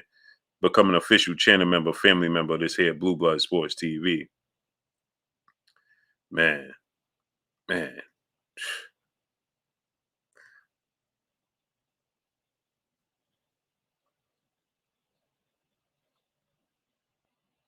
Man, oh man. Salute to my brother Charles Ever Cheese in the building. Royal 1980 Longhorn was good. Big Bang Theory, 214 Custom Figs. Test Parser 0218 was good.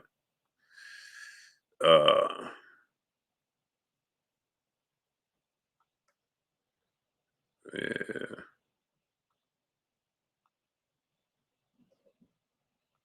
Coach Perry, what's going on, people? D Luckett, what's going on? Timothy Stopmine, my brother. He said, Blue, read my super chat. I didn't see your super chat, great brother.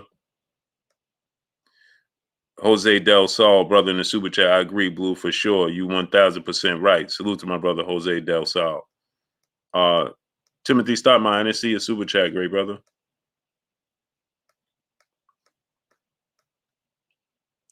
Loyal to the game, Quincy Carter.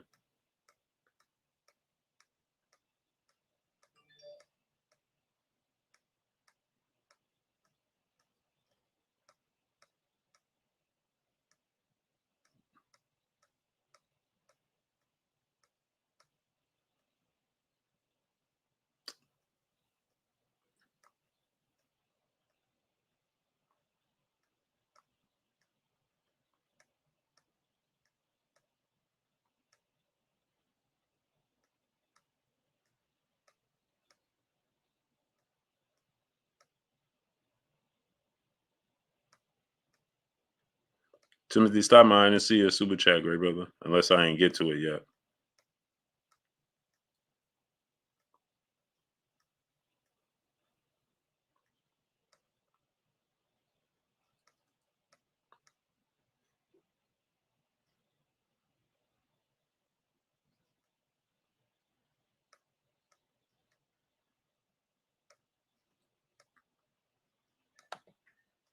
King Alley, my brother in the super chat, said they paid to see AB's antics, his trash talk. Agreed. Agreed, great brother. I bet more people watch AB than Bug. My brother King Judah, inside the square circle. My brother King Judah.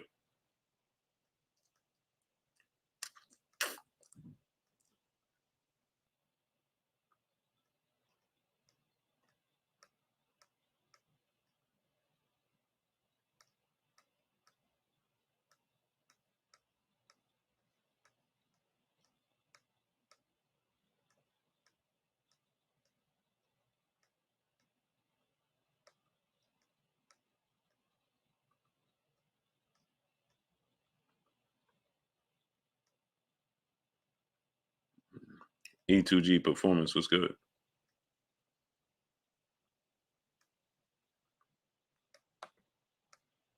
Donald Hawkins, my brother in the super chat, dropping that half a dub on your boy Blue. Salute to my brother Donald Hawkins dropping that half a dub on your boy Blue. He said, salute, Blue. Salute to you, King.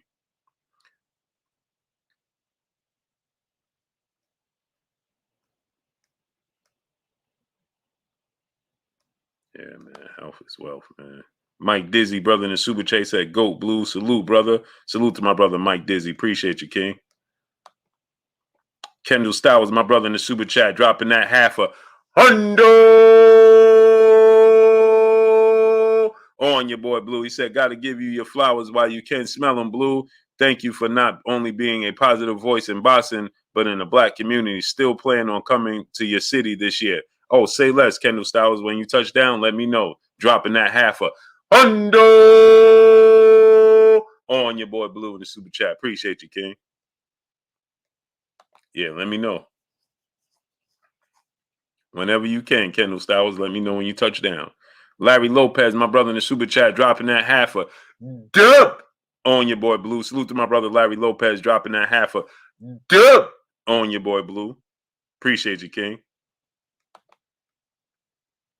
Don Sapansi, brother in the Super Chat. He said, I'm buying AB fight. Salute. I appreciate you. Yeah, Kurt Robinson, man. Michael Ray II was good.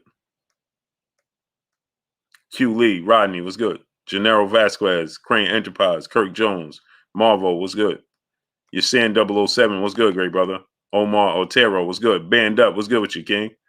Quincy Carter, my brother back in the Super Chat. Blue, why you think Errol stayed at 147 10 plus years? To settle out, to set out to do what he been saying he wanted to do, which was become undisputed. Q Lee was good. When I'm coming back to Orlando, I don't know, man. Mark West was good. I don't know when I'm coming back to Orlando, man. But I'll be back there by the summertime for sure.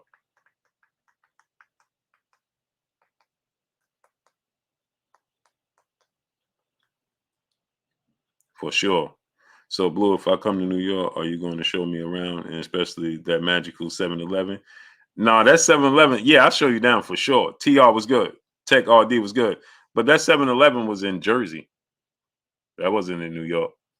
We was at Shakur Stevenson fight. We was at Shakur Stevenson fight. We wasn't at Tab Juba was good. Juba was good. Mark West was good. Lester Duvall, Jimmy Bernard was good. That 7-Eleven is in New Jersey. Jersey City too, by the Prudential Center.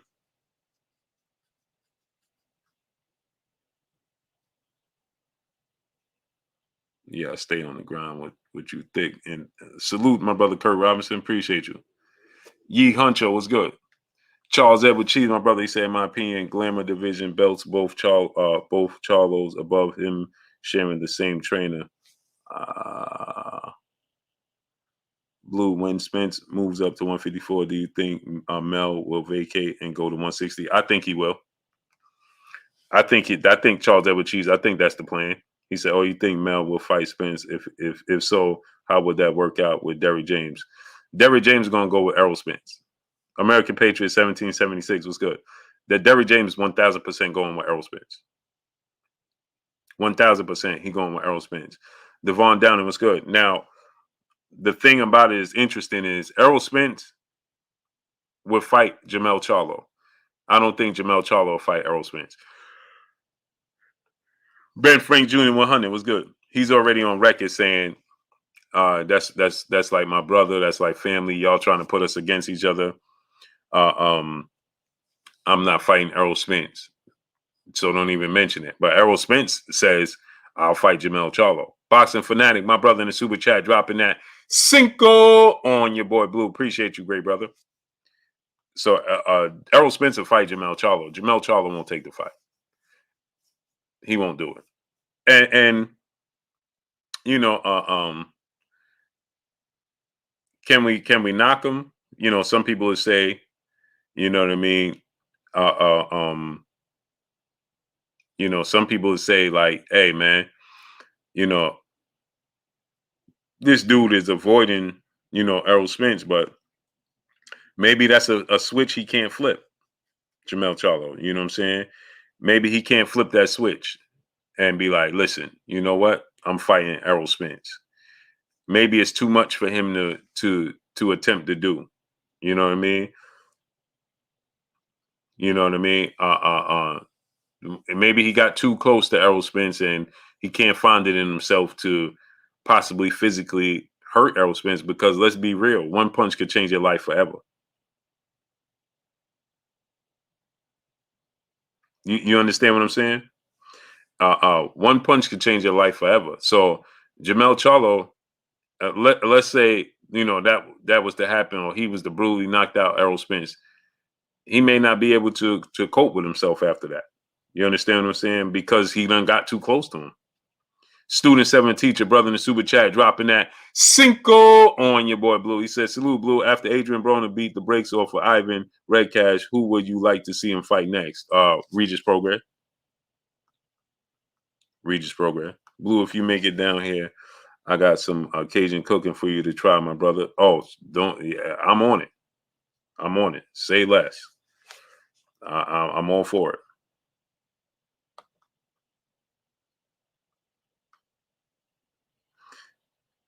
My brother Charles ever cheats. I'm heterosexual, but I think Bud got the advantage right now. 2 cards and plus inactivity, weight fluctuation. I don't know, man. You know, I don't like the idea of Errol going to 54 and then coming back down to 47. I don't like that idea at all. My brother Bitch B Megastar in the building. If you got sons, daughters, nieces, nephews, little cousins, friends with kids, have them subscribe to KK Pinson TV. My brother Bish B Megastar's Little Princess's channel. What's good with you, Bish? Dead Face brother in the super chat dropping that dub on your boy Blue. I don't think Tank and Stevenson will ever fight because there's too much money to be made long ball with other fighters instead of the quick money grab with them two and risking their undefeated records. What do you think?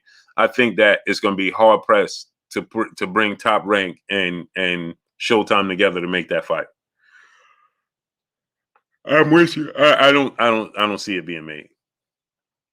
I think it can be made, but if Gervonta Tank Davis put an emphasis on belts, then I think it would be made. But Tank Davis don't care about belts, and as we see, he's already a major draw. He's already selling out. He don't need the belts. So that's the only way Shakur can get Tank in the ring. Not that Tank won't take the fight, but it's worth Showtime making the fight. And Tank is not going to do that.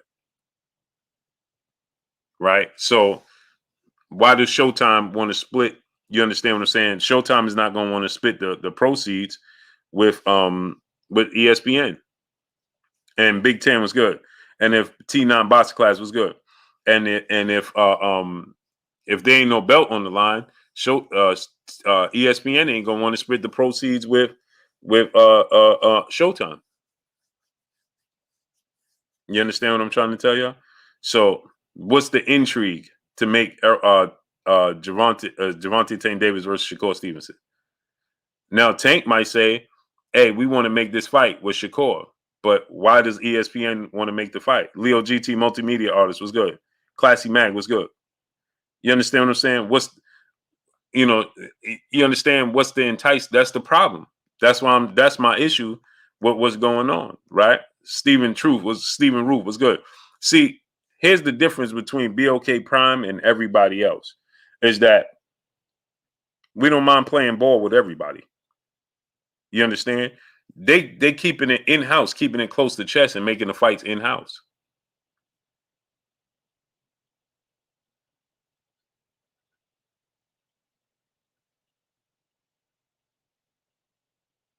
You understand what I'm trying to tell you? T-Bone Boxing, my brother T-Bone Boxing in the super chat, dropping that cinco on your boy Blue. Blue, did you get the tracking for your package? It says Saturday. Okay, I didn't get the tracking, great brother. I'm not good at tracking anything. You understand what I'm saying? But I trust your word. You said Saturday. I'm looking out for it. The smell goods for when I have Midas Touch. What's good, great brother? He said, I got to stop being biased for Tank. Why I got to stop being biased for Tank? How am I being biased for Tank? Man, one person over here say I'm hating on Tank. The next person say I'm being biased. How?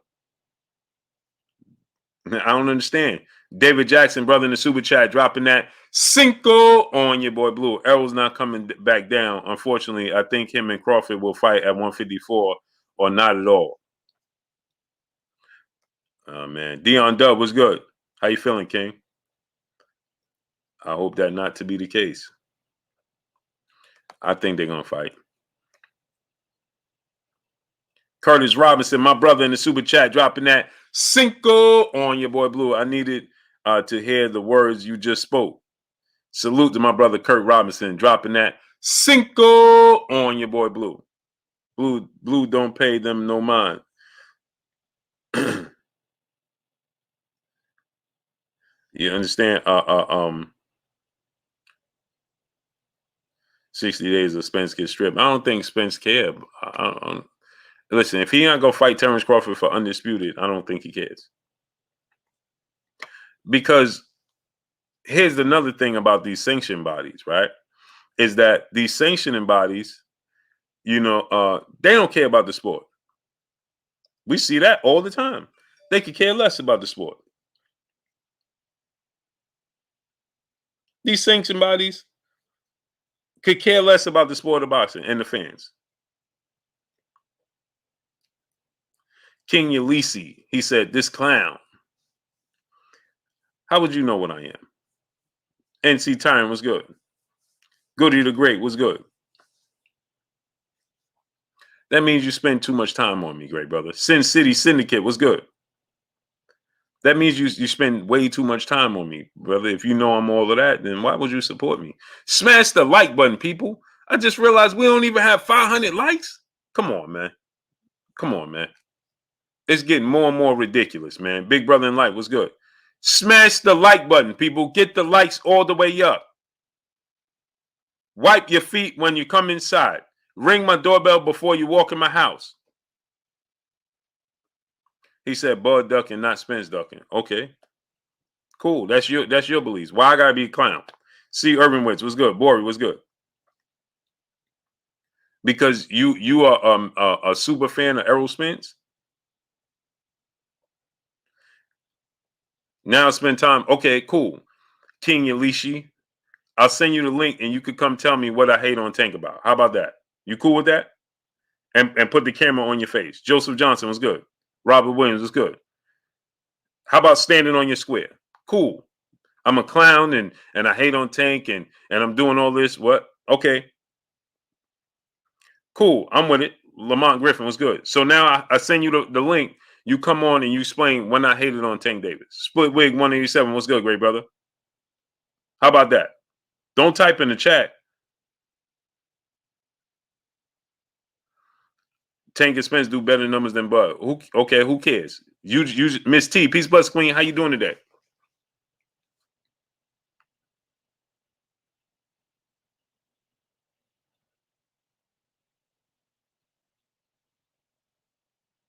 Miss T, she said, I don't believe the report about the fight at 154, just like the report of Terrence Crawford and EJ fighting on 11/19 when Blue was looking like Ice-T, because we all thought it was real. I was looking like Ice-T. Carlos Gonzalez was good. Lester Duval was good. Justin Hawkins was good. TR was good.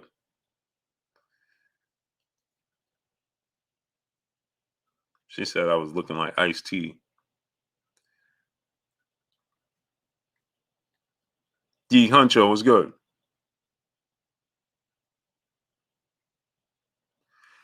He said,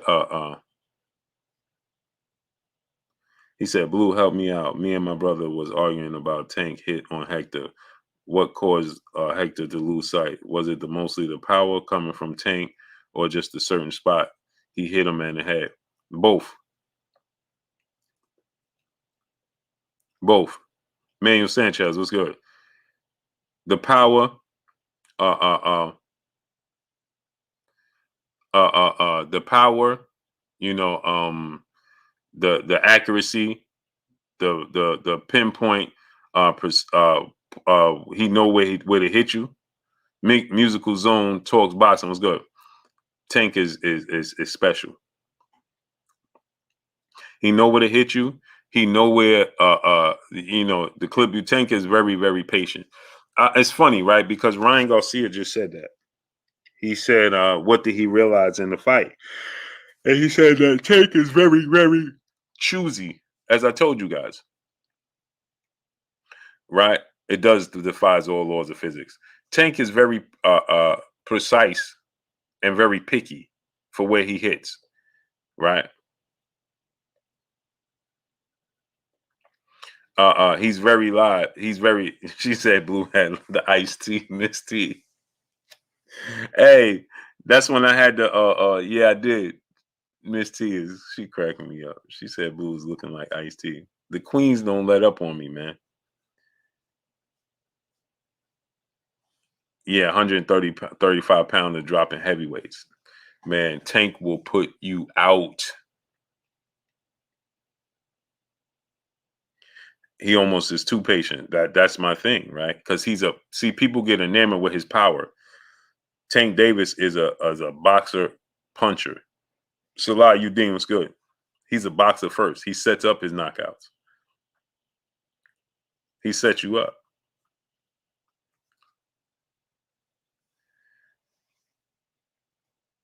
Facts, Miss T. I was excited as well. Carlos Gonzalez was good. Boston Jab News TV was good. Monty Norman was good.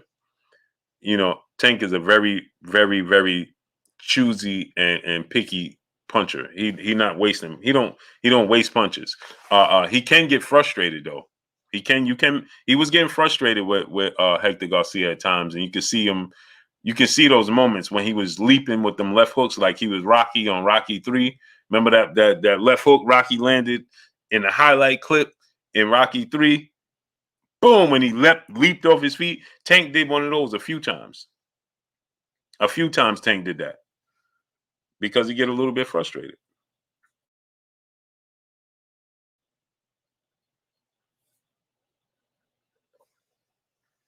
Mark McQuay was good.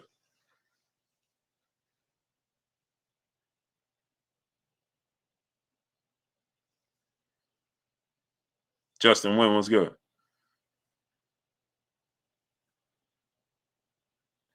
My brother Keith said I got Shakur over everybody. Shakur is special. Shakur Stevenson is a special fighter, man. Miss T said, "Oh, love, blue blessings, Queen." Yeah. I remember that day, man. I was excited, man. Shakur is a special fighter. He's definitely a special fighter, man. I can't see him getting hit.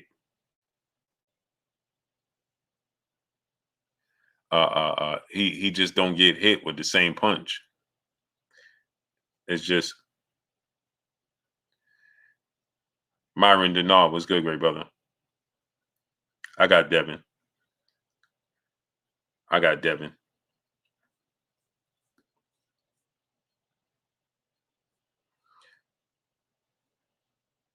Man, or you think Shakur Devin beating Boots though? Oh, that's too far right now, band up for me to think about either one of them fighting Boots. I don't think they ever fight Boots. Ever. Cortland Harrison was good. I don't think they'll ever campaign in the same weight class as Boots or even close to it. Outside of when they both get to 47. They'll both get to 147. And but I think by the time they get to Boots might be up at 160. They'll be at 147 soon. At 147, 140. When they both came, Devin gonna be at 140 for at least 2 years. At least 2 years. Shakur gonna be at 135 for at least 2 years. Maybe a little bit less. Boots will be at 54 in 2 years. I think Boots will be at 54 in 2 years. Dub right side was good, great brother. I think in 2 years, Boots will start making his way to 154.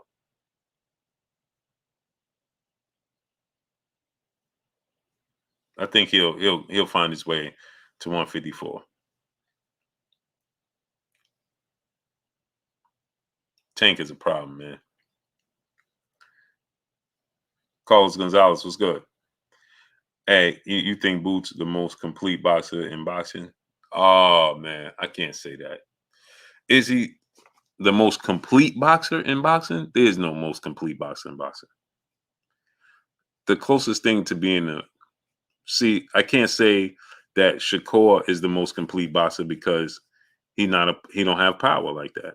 I can't say Devin is the most complete boxer because he don't have the power either. Um uh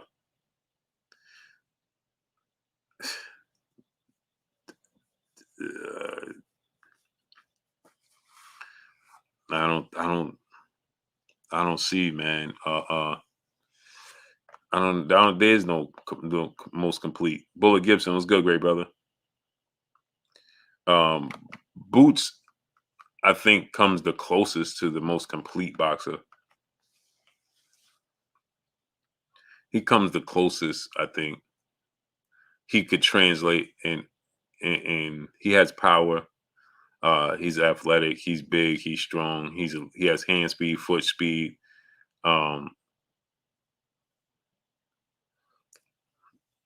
No, I saw some flaws in David Morrell. I saw flaws in David Morrell in that last fight, bro. Definitely some flaws in David Morrell in that last fight. Band up, my brother in the Super Chat said, "Got to drop something for my Hawks." Salute, though, Blue. Salute to my great brother, man. Ooh, the Seahawks? Man, come on, man. Hey, man, I'm going to tell y'all right now, though. I got super nervous right now because it's supposed to be a monsoon. Mark Wonderlet was good, great brother. Kai Jin was good. It's supposed to be a monsoon in San Francisco on Saturday. I don't like that. That evens things out. T-Bugs was good, great brother. That gives the Seahawks the opportunity, man. When you're dealing with bad weather and rain like that, that gives both teams it evens the playing field. Band up, brother in the Super Chat. He said, "Smash the like button." Salute.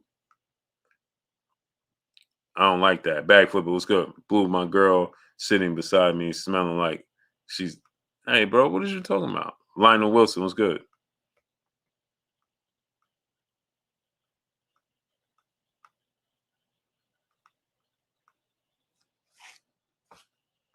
Brother. Raymond Tompkins was good. Man, y'all be saying some wild stuff, bro. King, Leslie. Take resume more solid than Devin and Shakur.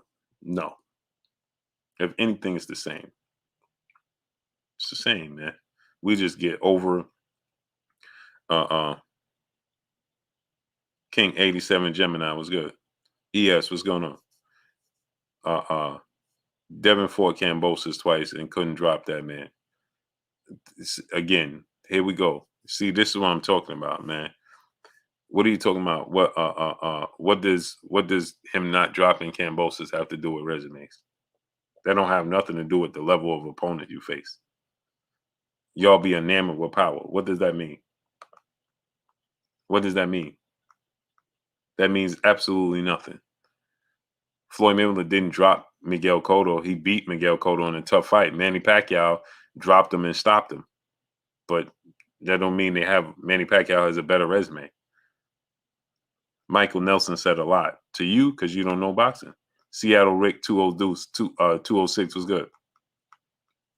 I don't know what y'all talking about. Brandy Hilsian was good. Okay, y'all said Shakur is chinny. Devin Haney is chinny, right?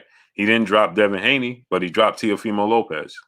So that means Devin Haney's chin is sturdier than Teofimo Lopez's, right? And what's wrong with you dudes, man? Of course, I'm the only one that knows boxing. Yeah, you're right. You're right, Michael Nelson. You're absolutely right. You clearly don't know nothing about boxing. Dub right side, my brother in the super chat, dropping that Cinco on your boy Blue. How about them G Dogs, Georgia Bulldog, national champs, go Dogs? Yeah, they put on, bro. They put on. But hey, man, I told this dude while I was out of the country with the wife. I told this dude he's a big Georgia fan, and we couldn't get no service to watch the game, and he was like, man, I'm nervous. I said, man, they getting ready to blow the doors off TCU. Don't be nervous. Boss Red 357, my brother in super chat, off topic. He said, what are the Niners going to do, Blue? We're going to beat the Seahawks, but I don't like the fact that the rain is going to be I don't like the rain even the playing field. Sin City Syndicate, my brother. Woke sports fan was good. Kenya Lesser said, Blue is so lame. Why? Because you're a tank fanatic? I'm not. I'm a fan of the sport of boxing. I know boxing. You don't know what you're talking about. You don't need power to beat Gervonta Tank Davis. What are you talking about? You don't need power to beat anybody. If that's the case, then Paulie Malignaggi would have never been a multi world champion. What are you talking about? Dude can't punch his way out of a wet paper bag. Paulie Malignaggi. Nobody confused Paulie Malignaggi with having power. But guess what? He beat Zab Judah. He beat some very credible opponents. He had a very tough fight with Miguel Cotto. You don't know what you're talking about. Kurt Robinson, brother in the super chat. You see Wizard Shot winner and John Morant dunk. Yeah. You don't know what you're talking about. So you are overly, oh man, Tank could beat Deontay Wilder. Tank could beat Tyson Fury. Okay, well then he can do whatever. He's your superhero. He could fly. He could leap tall buildings in a matter of a second, and he's run faster than a locomotive too. Okay, whatever. Have it your way, brother.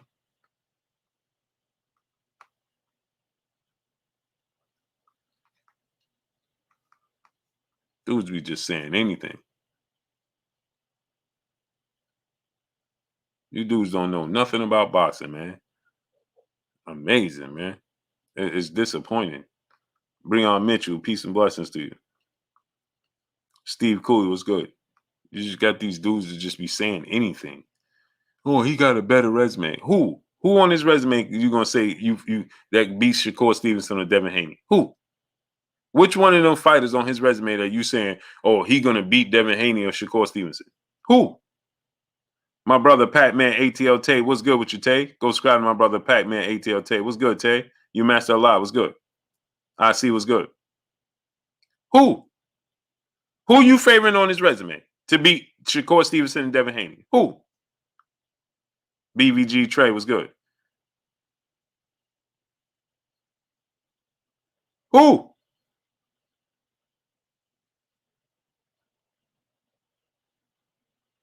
He got solid fighters on his resume for sure. But you acting like he got this like he done fought so many A-level fighters that Shakur and Devin don't. What are you talking about? Biscuit Adams said Gambo on his prime. What are you talking about, man? Man, you dudes is annoying me, bro. Dudes gonna annoy me. Annoying, man. Derek Collins was good. Like Tank is a great fighter, no doubt about it. Great skills and all that, but he got a way better resume. No, he don't have no way better resume than they do. What are you talking about? What you talking about, man? Be quiet. Jaguar Tamer was good. Dudes be getting annoying, man. He got a way better resume. He ain't got no way better resume than they do. What you talking about? Dudes just be talking just because they can.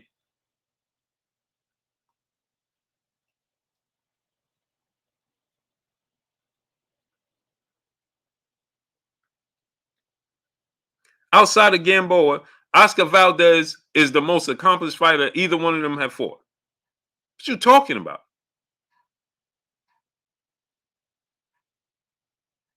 Outside and Leo Santa Cruz.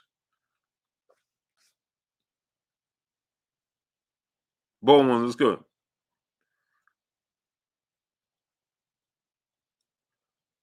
There's no two sides of the coin, bold ones, because I don't favor nobody on their resume to be Tank either. That's why I said none of their resumes is falling above or better than each other. Aunt Mo was good. Dominique was good.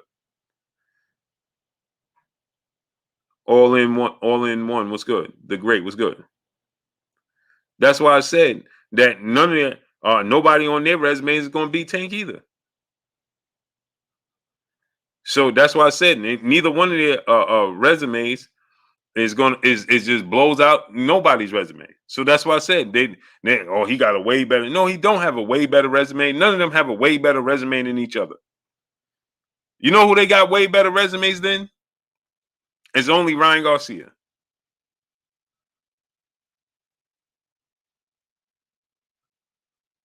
Ryan Garcia. They all got better resumes by far than Ryan Garcia. OG get busy. What's good? P making moves. What's good? Successful hustle. What's good?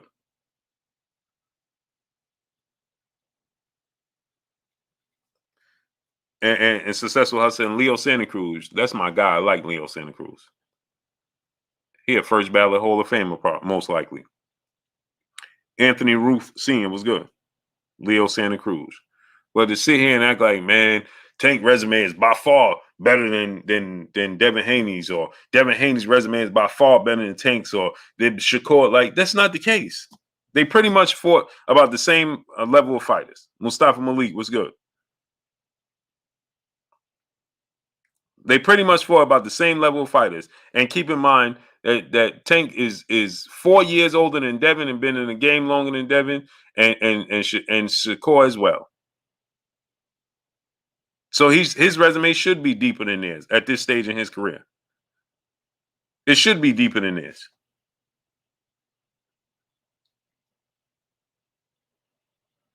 D Webb was good.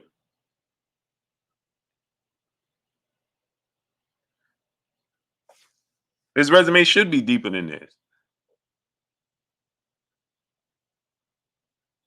So what are we talking about? Hey, this guy's resume is way better than this guy, and this guy's resume is way better. No. You can choose. You can say, I want this five. Think fighter A is the best. Okay, cool. I ain't got no problem with that. Shay was good. You think fighter A is better than fighter B? Cool. Who am I to tell you it's not? That's all good. But to act like you see he beat way better man, stop it, man. Now you just being a homer. And you ain't being realistic. And you ain't being honest. And ain't nobody on Tank resume you gonna favor to beat Devin Haney. Just like I ain't nobody on Devin Haney resume. I'm a favor to beat Tank and Shakur Stevenson as well. They could beat each other. Period. You know who can beat Devin Haney? Shakur Stevenson or Tank. You know who can beat Tank? Devin Haney and Shakur Stevenson. You know who gonna beat Shakur Stevenson? Tank and Devin Haney. Therapeutic AC podcast was good. Unless they go out the division and you start factoring guys in bigger weight classes and things of that nature. Period. Lomachenko's getting ready to lose to Devin Haney. And he would lose to Tank and he would lose to Shakur. Period. So I don't care how you slice it.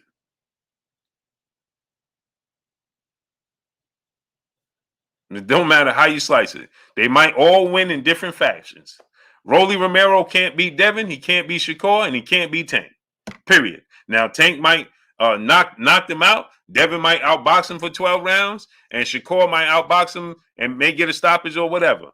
But they all gonna win. Just depends on how they win. Antonio J. Howard, 1986 was good. Pitbull will beat Devin Haney. Okay, I'm glad you believe that. If they make the fight, make sure you come here and you got some on it. Shelton LDBC or nothing was good. You know what I'm saying? You man, you dudes be just tripping.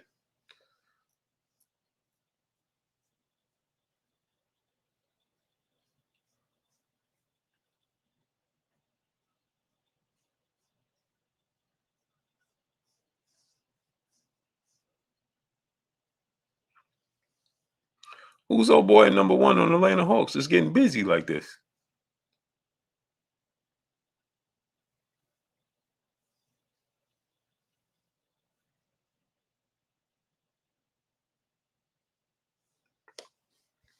Ian Cormier, what's good?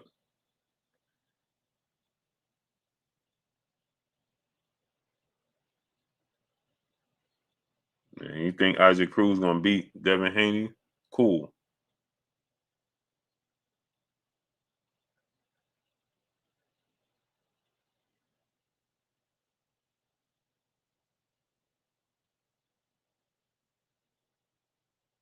You don't believe that.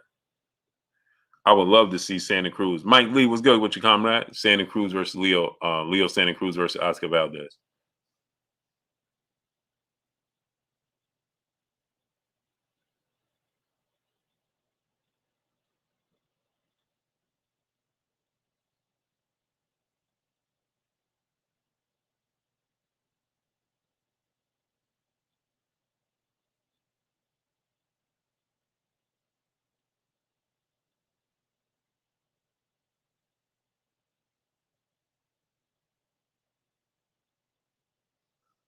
Valdez got that, in my opinion. Good fight. Rick Melendez, what's good? How you feeling, break brother? I would love to see it.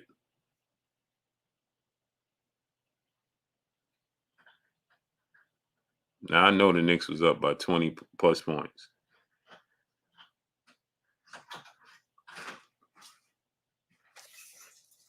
What's up, big boy?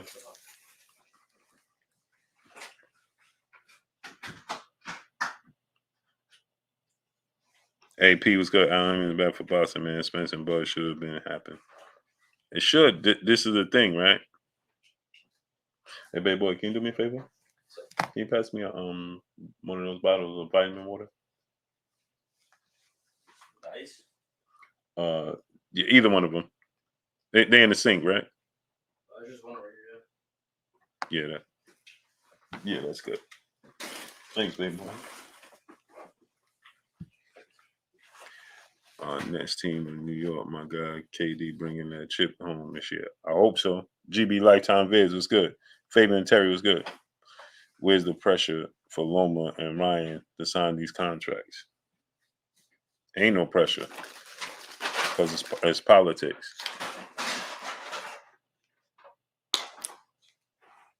We only care about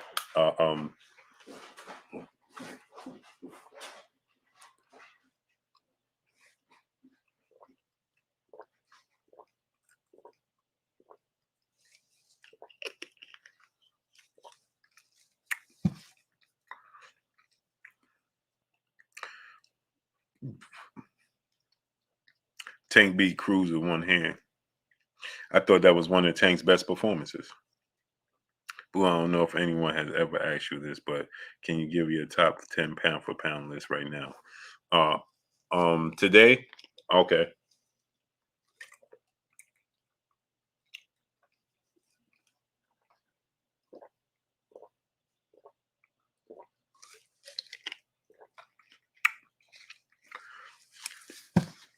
At 1,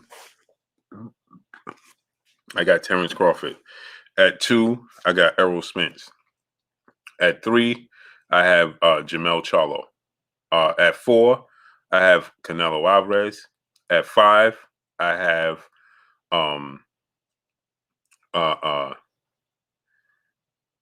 Inoue, and I have Inoue at 5. At 6, I have Devin Haney. At 7, I have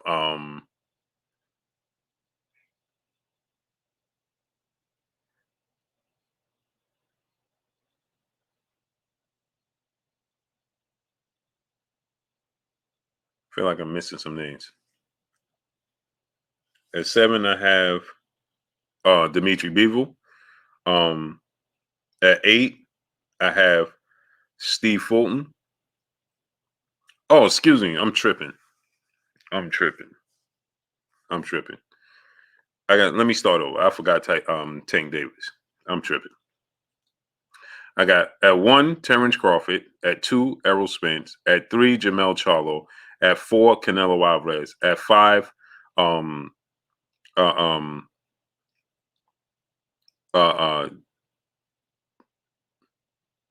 man. At 5, I have Dimitri Bivol. At 6, I have Devin Haney. At 7, I have Tank Davis. At 8, I got Steve Fulton. At 9, I have I'm tripping. I got Monster Inoue. Then I have Steve Fulton. Then I have Shakur Stevenson. Usyk is a heavyweight. I don't put heavyweights on a pound for pound list.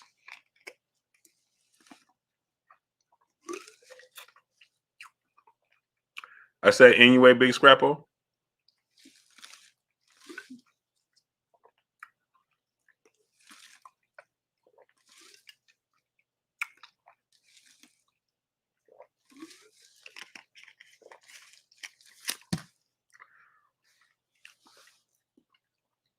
Didn't I say Bivol was before Canelo?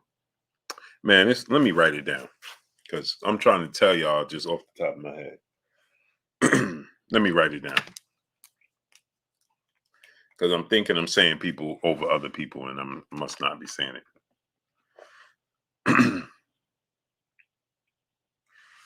let me write it down, man.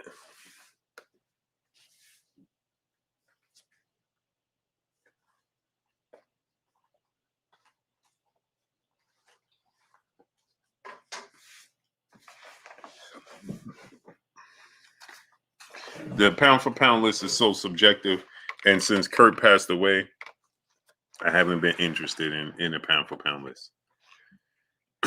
I'm being honest. So it's kind of been pushed off my brain.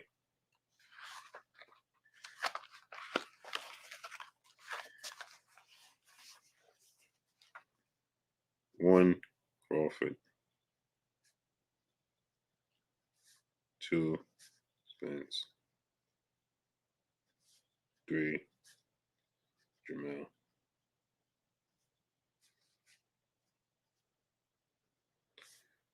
4,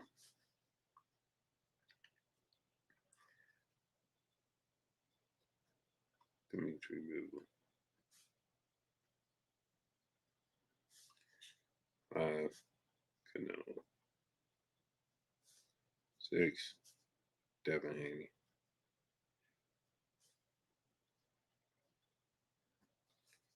7,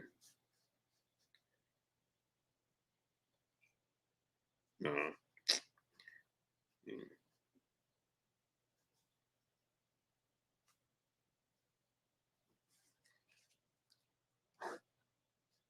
8, Fulton.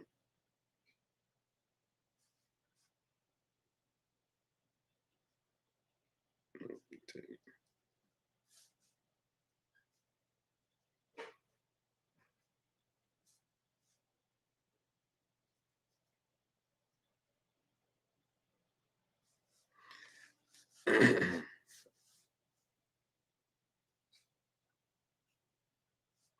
So I have 1 Crawford, 2 Spence, 3 Jamel Charlo, 4 Dimitri Bivol, 5 Canelo Alvarez, 6 Monster Inoue. The only reason I have Monster Inoue over Devin Haney is because he's a multi-division champion, undisputed. So that's why I have Inoue over Devin Haney. Then I have Devin Haney at 7. Then I got Tank at 8 because of accomplishments. Then I have Shakur at 9, and then I have Steve Fulton at 10.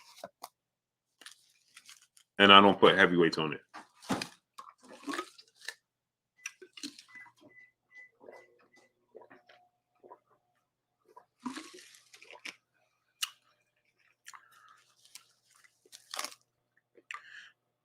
Valder Chris, my brother, was good. Dominique, what's going on?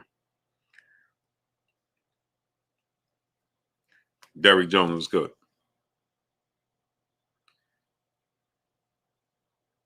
No, I don't have Fulton over Shakur. I have Fulton at 10. I have Shakur at 9. LAG King RJ was good.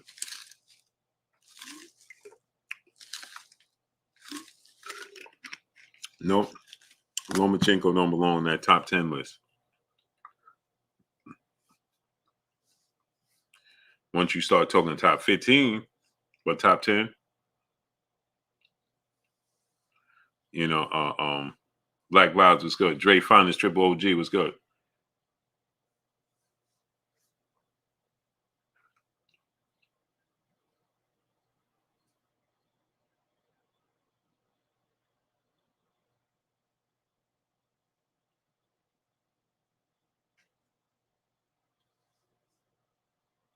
Jake Paul at number 9.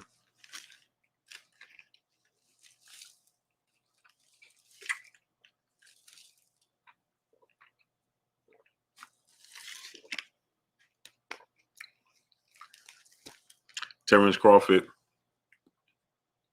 has a 3-division champion, undisputed world champion, and he's knocked out 11 of his last 12 opponents. Knocked out or stopped 11 of his last 12 opponents, and he's still undefeated. He did nothing to drop him off the number 1 spot.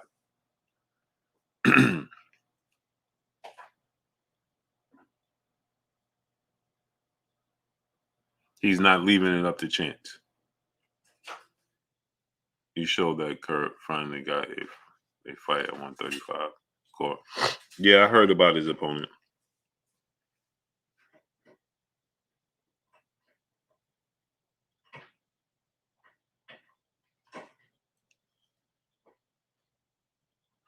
Boo, why you not liking this fight at 154? Because I think it's pointless at 154.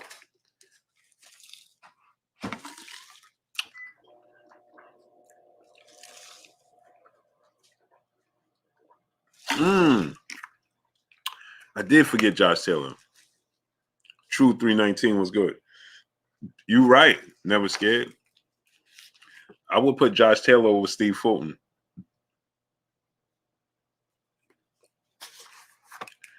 You're right, but I like Steve Fulton too.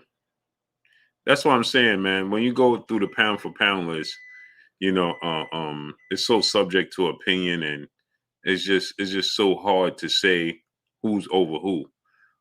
So Josh Taylor, you're right. Josh Taylor's undisputed champion, and he won the Ali Trophy, and he won it through some big names, man. Lucky Showtime was good, great brother. Yeah, Josh Taylor on that list too.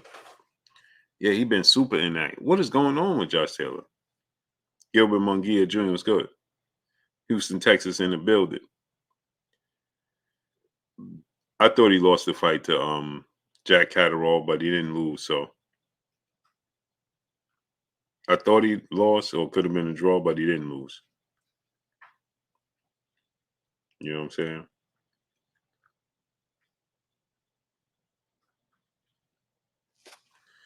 He could have lost. I thought he did lose, but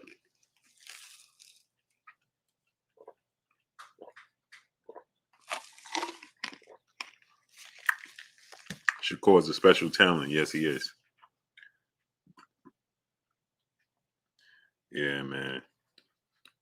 I have allergies, so my throat start itching through my ears.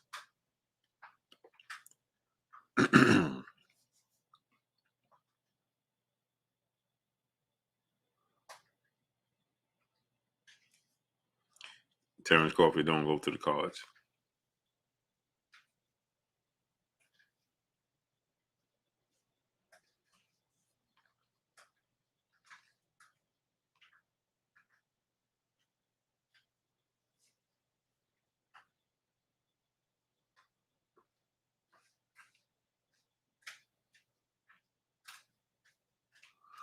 I don't know when the rematch gonna be.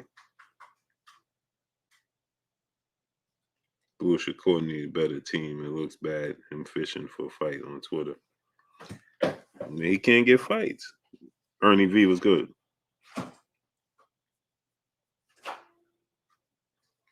Yeah, honey, yeah. Shakur can't get fights. Man, dude doing everything he can to get fights, man. Who do you think Bud should go to 154 and fight Tim Tszyu? It won't happen. It won't happen right now. I don't like the fight for Errol Spence at 154 because I just think it's meaningless. It's not for the titles. He's not defending the titles. He don't want to fight Keith Thurman. Like what? Why? It's a waste of time then. It's a waste of time. Caleb Plant, David Benavidez in March.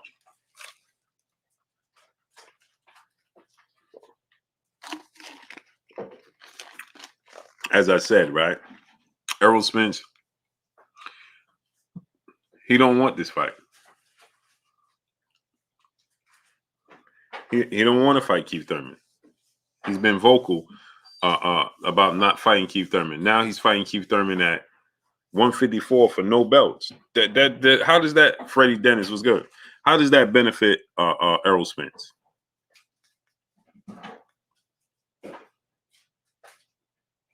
He never even want to fight Keith Thurman. Now he got to fight Keith Thurman. Then the WBC said he got to fight Keith Thurman, right? And now he fighting Keith Thurman at 154 for no belts.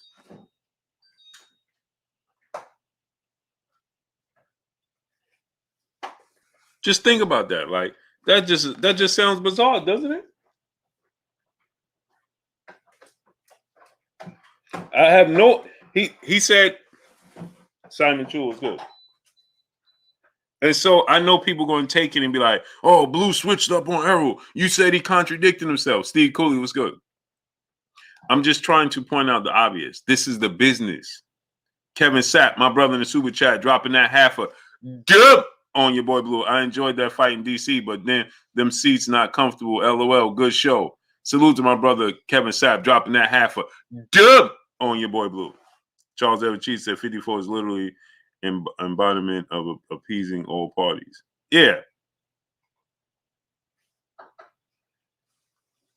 It's pointless. Right? And so I know people going to take it, oh, Blue switched up on Errol Spence. He just said Errol Spence contradicted himself. No, what I'm trying to point out to you is the obvious. Is the business told Lionel Wilson was good. Errol Spence that he had to. Exactly. Charles overseas. He didn't want to give him a come up on his stat. Right.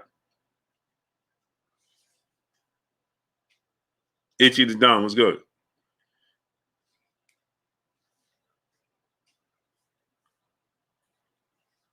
Like it literally makes 0 sense to fight Keith Thurman for nothing on the line. And he's a welterweight.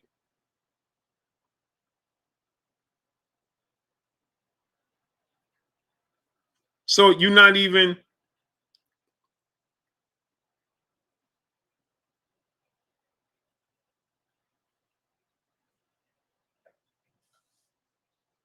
So how does it benefit?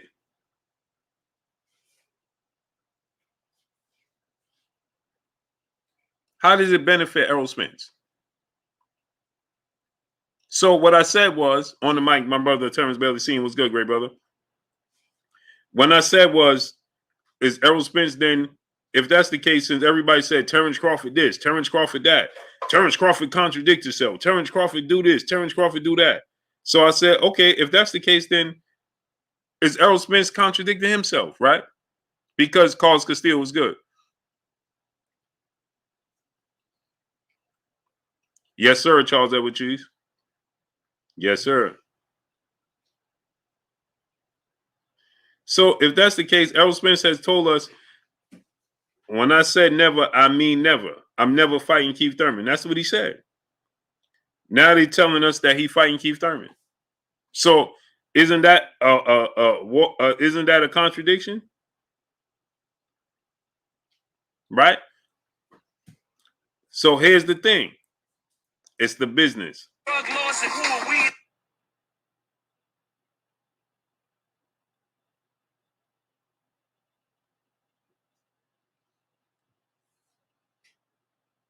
Right? Let's be real. Let's be honest here.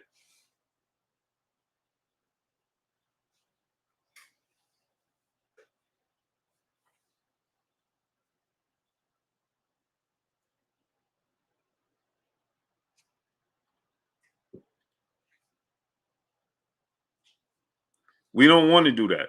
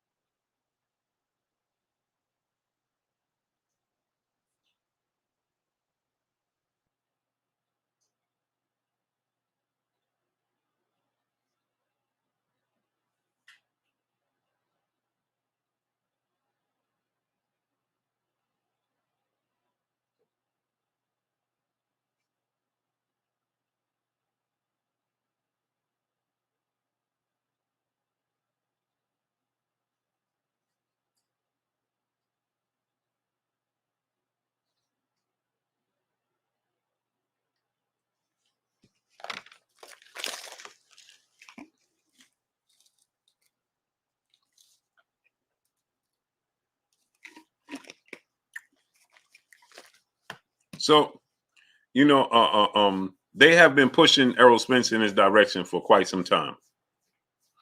They've been telling, smash the like button, man.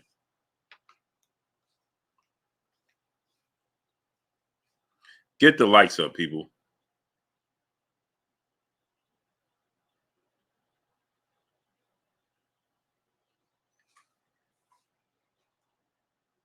Get the likes up, people. Why I gotta keep saying that, man? We 2 hours in and still we should have 1,000 likes.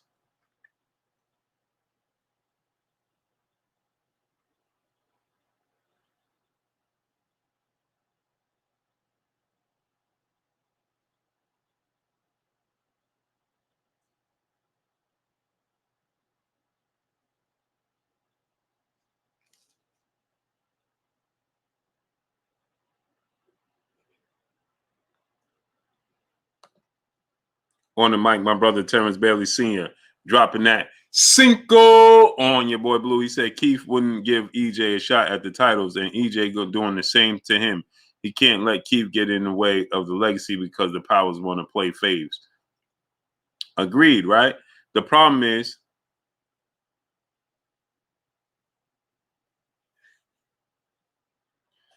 I agree. The problem is, I don't think that Errol Spence is going back down to 47.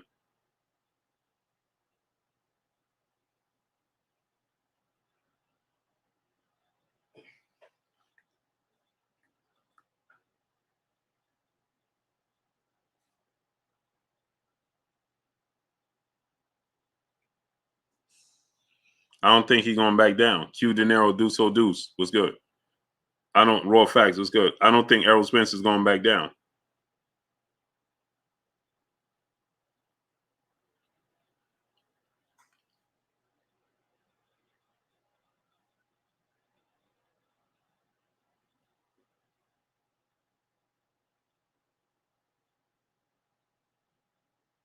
I don't think he's going back down. That's a major jump.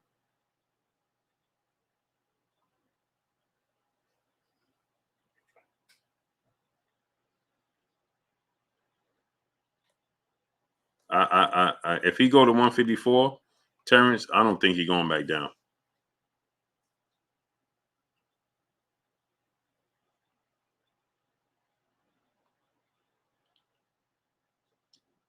I don't think he's going back down.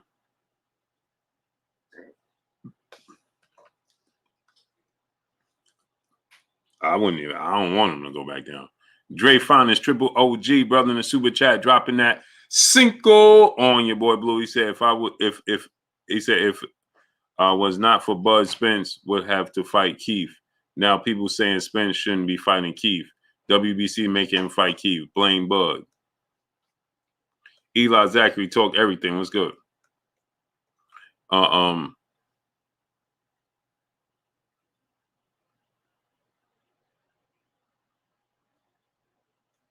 Well, that's not true, Dre Finest, because clearly he's not fighting for the WBC mandatory.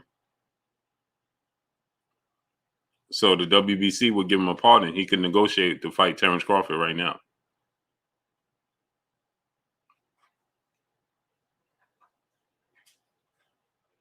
So he could negotiate to fight Terrence Crawford right now.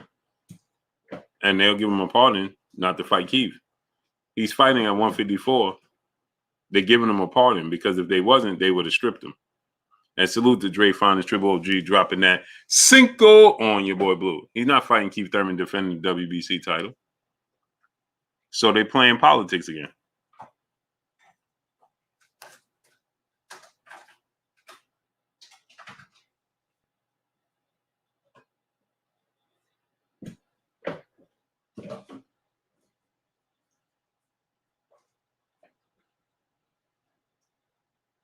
T-Bonafide, appreciate you, Gary, brother. Big boy, what's good?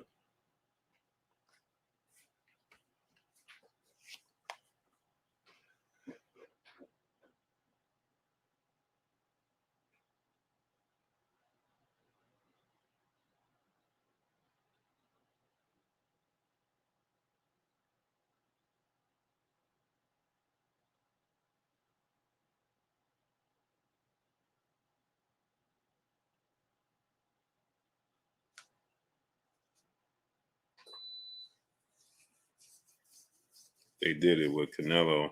Why is it a problem now? Why is it okay it wasn't okay for Canelo to do it? So what are we just going to keep going, continuing the cycle? Why do we like to do that? Well, they did it for him. Well, why he can't do it? What are you talking about? When do you ever decide that you should want to make a change? So it makes it okay because Canelo did what? It don't make it okay. They shouldn't have did it for Canelo. So why are we saying it's okay to do it for fighter A?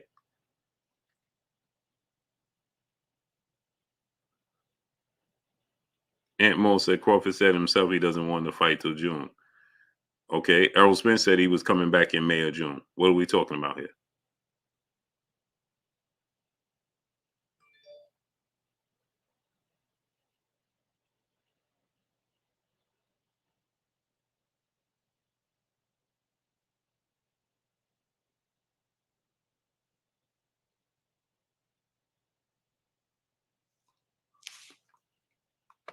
And Terrence Crawford said he'll be ready in April and May. I don't know where you saw an interview where Terrence Crawford said he was fighting in June. Errol Spence said he was fighting in June. David Jackson, my brother, back in the super chat, dropping another Cinco on your boy Blue. He said, I agree, Blue. And also think Errol want to fight Jamel at 54. Bud already said Spence is a harder fight than EJ. They must think he fooled. I don't know why. I don't know why. Yeah, we 200. We 2.5 hours in, Mike Lee, and still don't have 700 likes. Devin Bell was good. Bullet Gibson was good. Oh, Terrence, I had dropped the link earlier. I'm about to get off now. I'm tired of telling people smash the like button, man. It's free. It's terrible, man.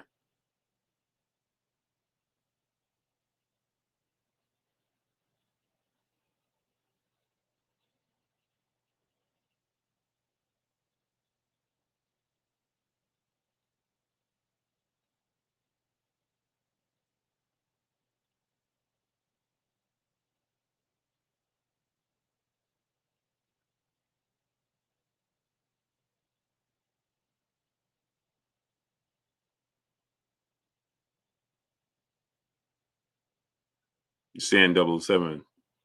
Yeah. Man, what you was cooking, Terrence?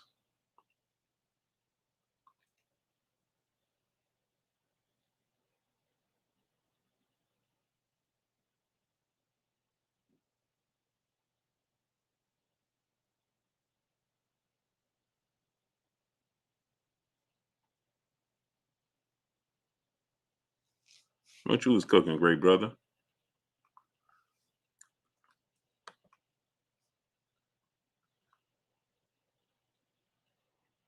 Yeah, I don't, but yeah, David Jackson. I don't know why they think Jamel Charlo's sweet. He ain't sweet.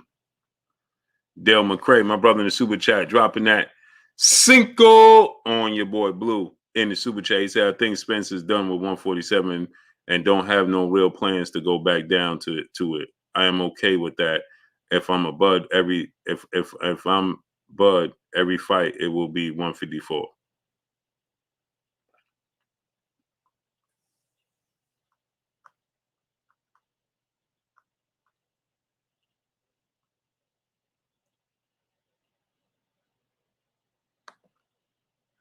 Dre Finest Triple OG in the super chat once again, dropping another Cinco on your boy Blue. He said, Big Blue, bad as we all wanted to see Spence and Crawford. I said it and saying it again. We are not ever going to get that fight. You dig? Glad you're back safe. Salute to my brother Triple OD, Dre Finest, dropping that Cinco on your boy Blue. Appreciate you, brother.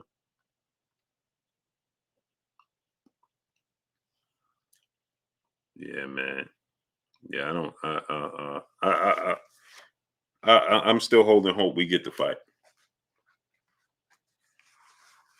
I still believe we're gonna get this fight, man. I still believe we're gonna get this fight. Miles Austin, for sure. Got you, great brother.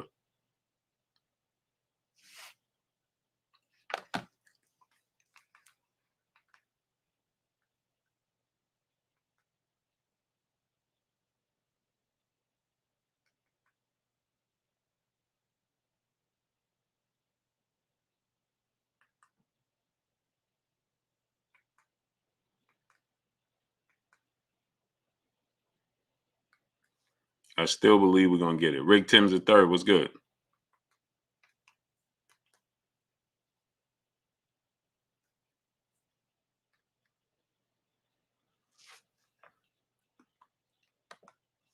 King Alley, my brother in the super chat, if KP didn't end it, would it have went 12 with Bud? I don't know. I couldn't tell you. Dwayne Johnson Jr. Media was good. I couldn't tell you, brother.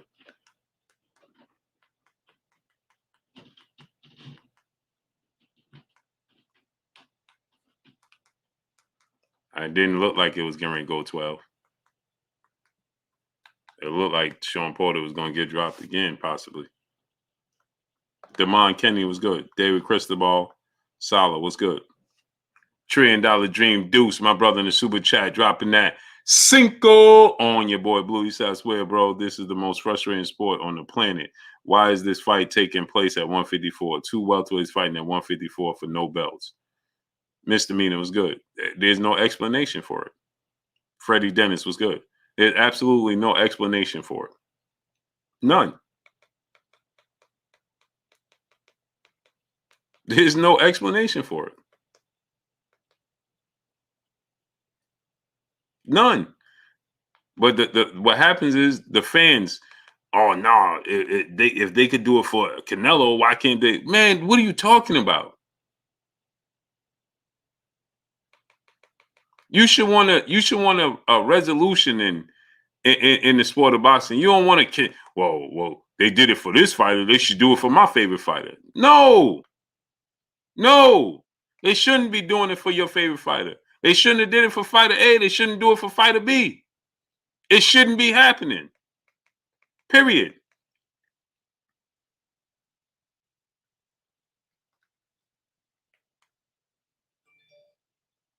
Not fighter A, B, or C.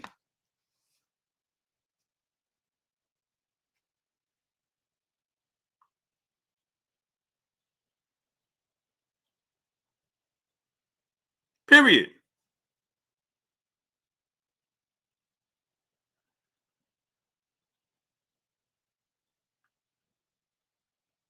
But let me get out of here, people.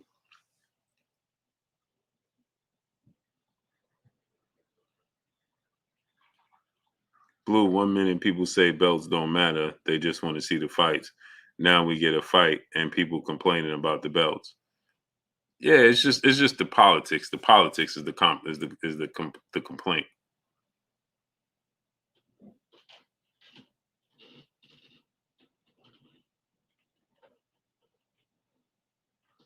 But let me get out of here, people. Lenny asked, you never answered my question. What question, great brother? Go ahead, ask your question, Lenny Ashton. I'm out of here. Dale McCray, my brother, back in the super chat, dropping that Cinco on your boy Blue. He said, Bud and Spence ever fight, it will be at 154. Allen PBC already setting it up.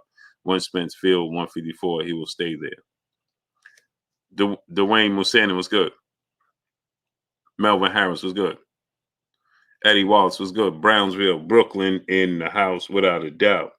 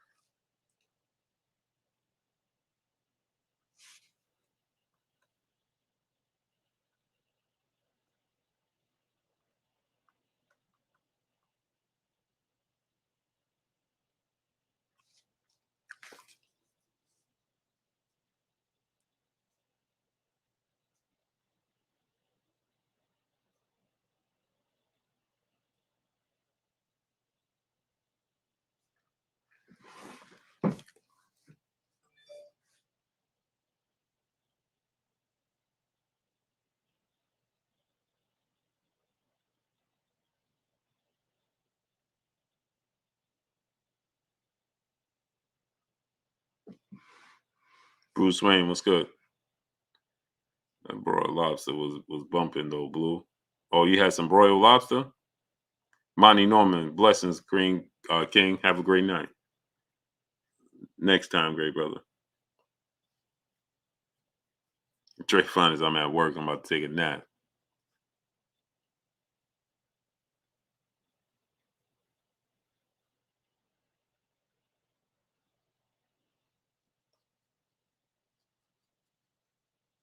Hey, great brother, tell me what you want to ask me, great brother, because I'm about to get off of here, man. It's 1:30 in the morning.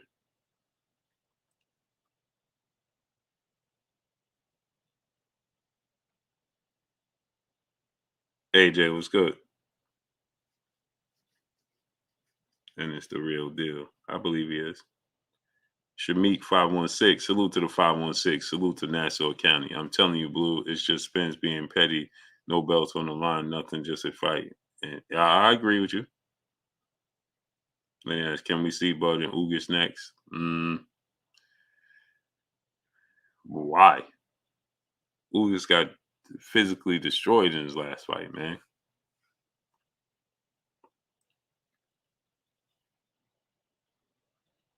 You can, but Bunky 513 was good. But he got physically destroyed.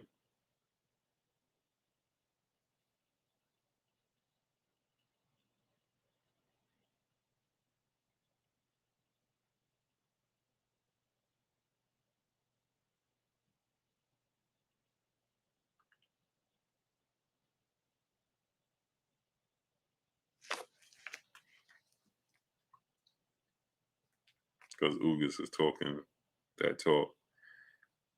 Yeah, but he talking that talk, but it don't matter. Like, Ugas need to get a get back fight.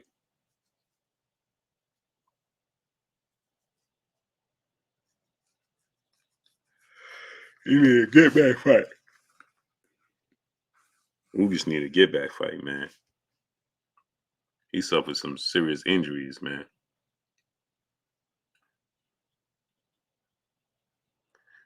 No, I don't think Speedy gonna get the rematch. He should, but I don't think it's gonna happen. Freddie Dennis, dude was rocking boots. You can tell he was shocked to go to. Got to step it up a notch for Bud and Spence.